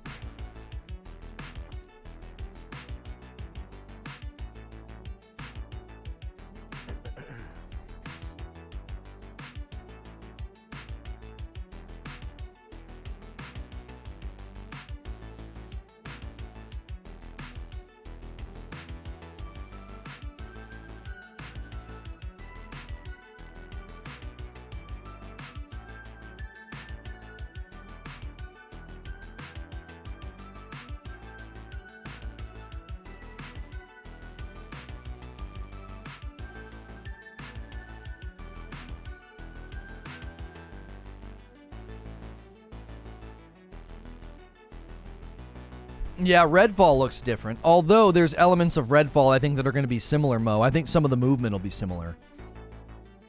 I love how Thor is trending. I want to get thick Thor trending so bad. Yeah, we support thick Thor. Come on, hashtag thick Thor. 2 C's, thick Thor. Come on. We can get that trending. 5 hours ago, I think I was the first. Was I the first? I don't know. I probably wasn't. The specific hashtag is what I mean. I'm sure people called him Thick Thor. How could you not come up with Thick Thor? We were already saying that about the one in the Marvel movies, but get it trending. Which is better, the werewolf game or the vampire BR? You know what's hilarious is that you get to frame it in that way. That there literally was a werewolf game that was awful, and the vampire BR actually has potential. It was really unfair that happened the way that it did. You know, it was really unfair. I did. I felt bad. I was like, man. I tried to say at the end too. I was like, if this thing just would have played like the tutorial. You know, it'd have been fine.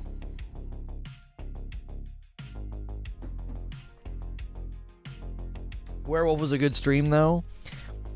My favorite is that it's now something that everyone refers to. Everybody refers back to that stupid werewolf thing.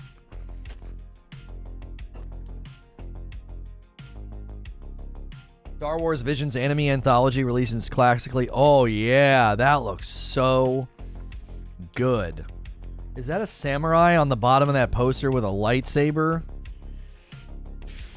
Yes, please. Oh my gosh. I've been looking at Werewolf. Is it good? It is a total throwaway, have some fun game, homie. There is nothing special about it. It's fun, but it is cheesy and bad.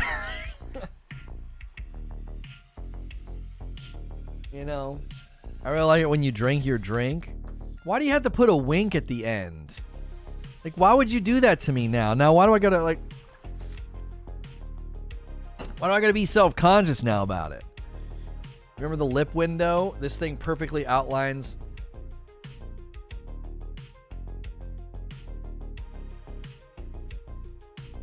First time I ever used it, it did it totally by accident. I looked in the camera, I was like, oh my gosh. Freaking lip window, man. Demetrius submitted a question. This is the last one in the queue. What games outside of sports games would you consider predatory? Also, how do you feel about the reveal of Tiny Tina's Wonderland? I don't want to go back. I don't want to go back to that. Like, I think the games that very clearly have what we would consider to be like predatory, you know, stuff in them are the ones that laden the game with a sense of like pay to win, or like a gacha game because it squeezes your progression and you feel like that sunk cost fallacy of I've played a bunch, I need to continue playing.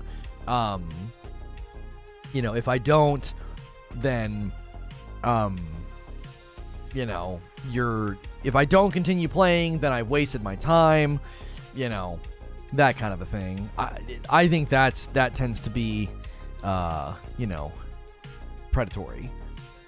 But at the same time, I think the difficulty is finding those instances where it happens and pinpointing like, yeah, they shouldn't be doing this. I think that's more difficult because there are those extreme examples, but they have such a willing consumer base. It's extremely hard to draw attention to it in a way that doesn't just seem like, you know, then don't play kind of a thing. Do you see, like, your option, right? Your option is to criticize it publicly, and then the best thing to do as a consumer is to not consume it or play it. But you not consuming it and not playing it does almost nothing.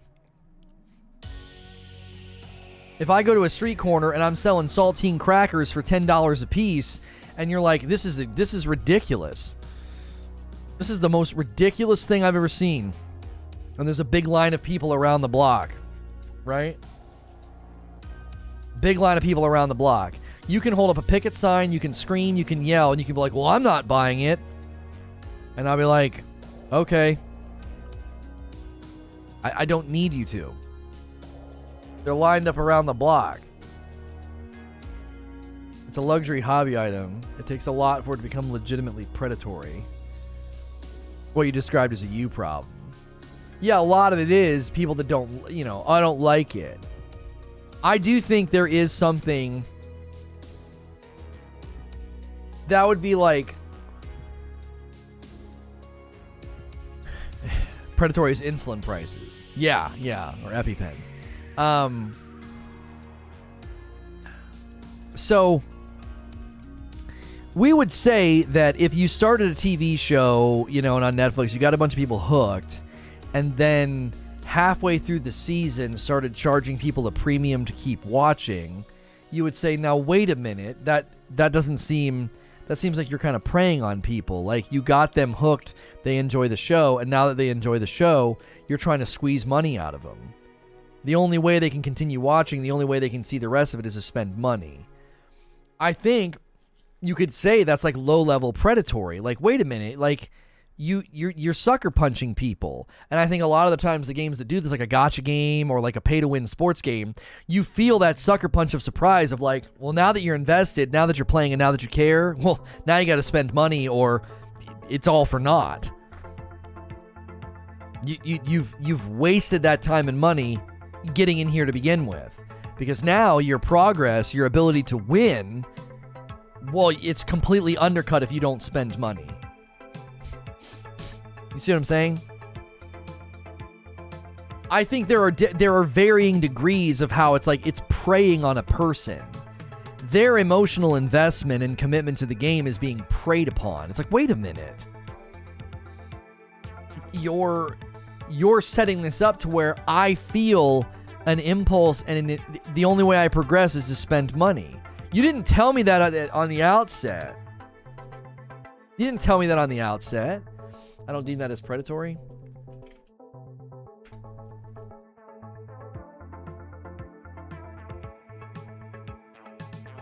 But it's seeking to exploit or oppress others.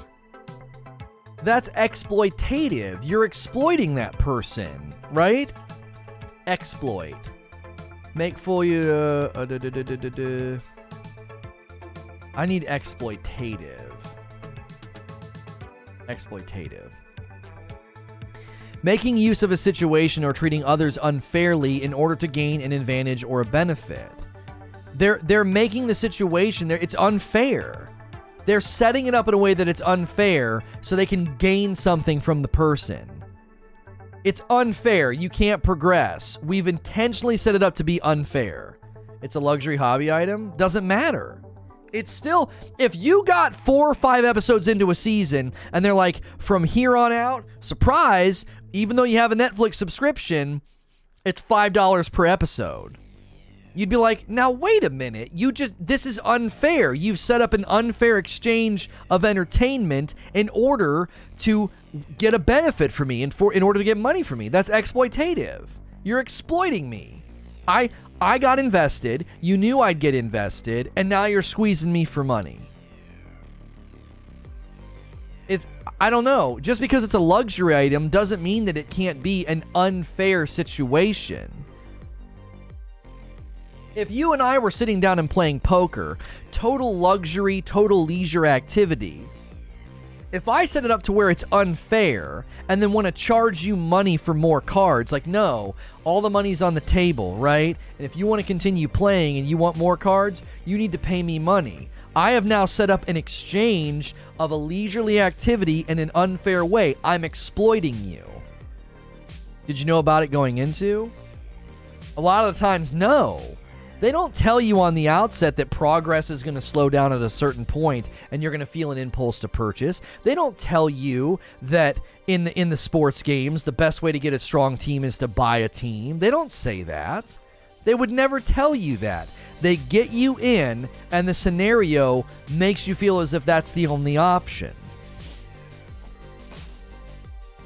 Just like if I set up a poker game in an unfair way and didn't tell you ahead of time, and you get into the game and you're like, wait a minute, my only chance of beating you is to literally spend money for better cards? That's not how poker traditionally works. You just set this up in an unfair way. That's exploitative. That's predatory. I feel like I've been tricked. Now, the people that continue to buy the sports games year after year after year, you could make the argument that that's not really predatory. Right? Who is that in that Bond movie? My goodness. Is that the girl from Doctor Who? Oh my, is that her? Hoo-wee.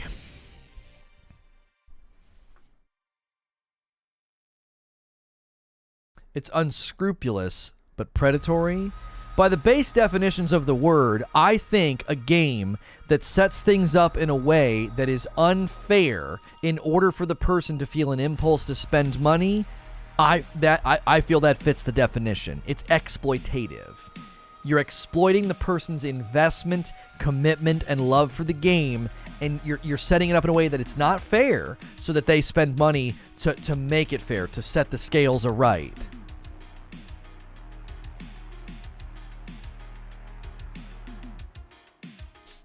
So, I don't know. What's her name?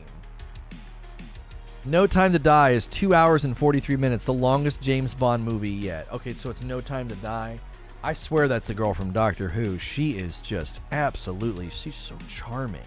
She was so great in Doctor Who. If they got her for Bond. No Time. Come on, not No Tomei. Here we go. No Time to Die. Later. Ana de Armas. What is she known for? Oh, she's from Knives Out. It's not the same. It looks like her. It looks like her. It's the girl from Knives Out. Well, good for her. What a big movie jump for her. She was in Blade Runner. But still, to jump up from Knives Out. Oh, that's cool. She's getting to work with Daniel Craig again. I didn't even think about it like that. She's getting to jump from one movie to another with Daniel Craig. She was in War Dogs. Which one's War Dogs? War Dogs. Oh, that's got Jonah Hill in it. Jonah Hill. Yeah. I don't think I ever saw that one.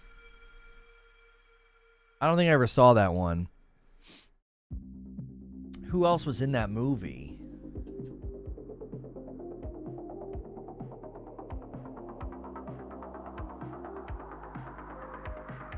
Jonah Hill. Oh, that young guy. I recognize the young guy. He's been in a lot. These are things as a society we have deemed predatory in regards to consumer protection. Ridiculous interest on pay loans, scalping essential goods. Like micros and gacha games haven't reached that level at all.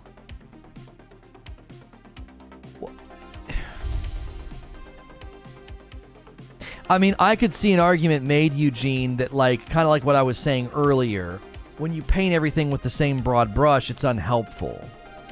When you make somebody who's awkward and makes you uncomfortable is equal with a criminal that's being prosecuted for actual crimes against women, you're making those people equal. That's not fair. That's ineffective.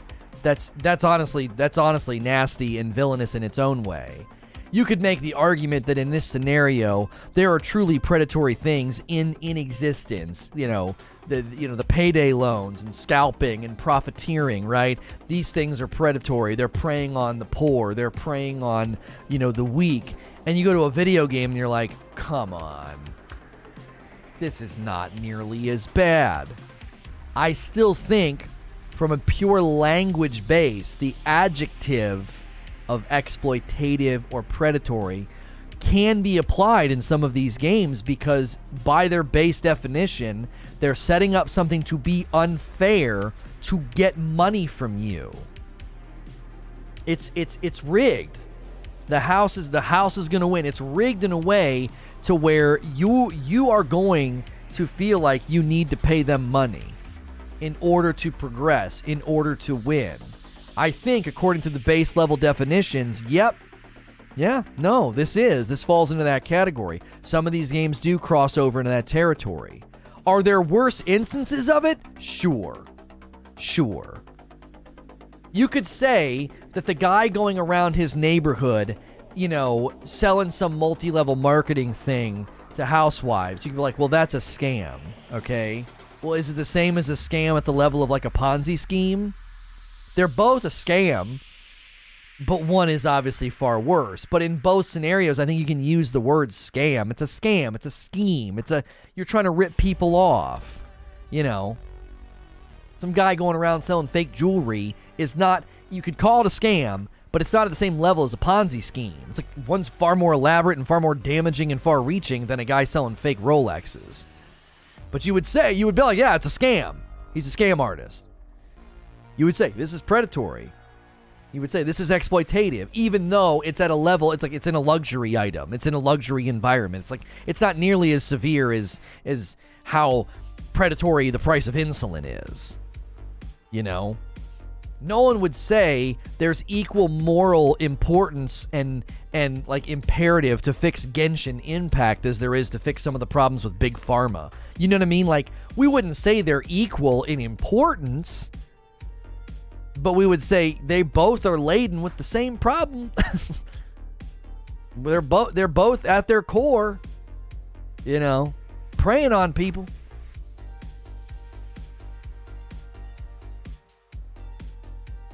So, let's do this. Let's do this.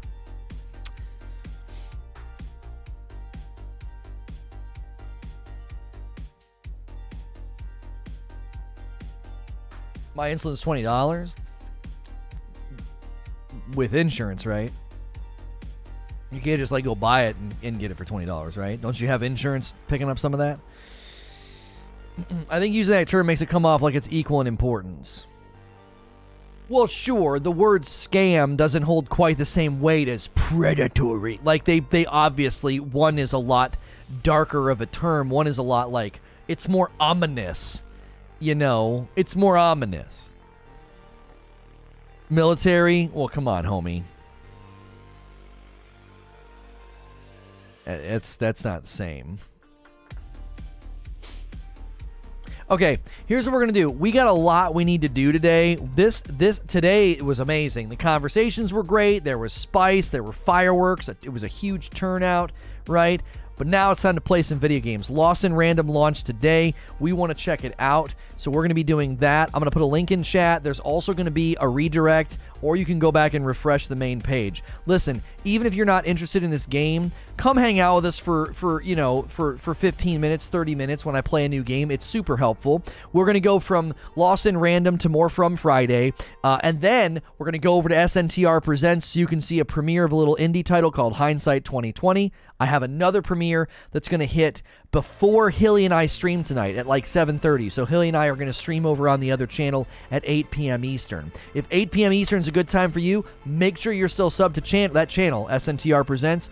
But we're getting ready to switch to this, Lost in Random. So you can ride the redirect, you can click the link in chat, or you can go refresh my main channel page. All of them will have this stream, and that's what we're jumping into right now. Thanks for a great morning. Smash like and subscribe on the way out, and come with us to the next stream.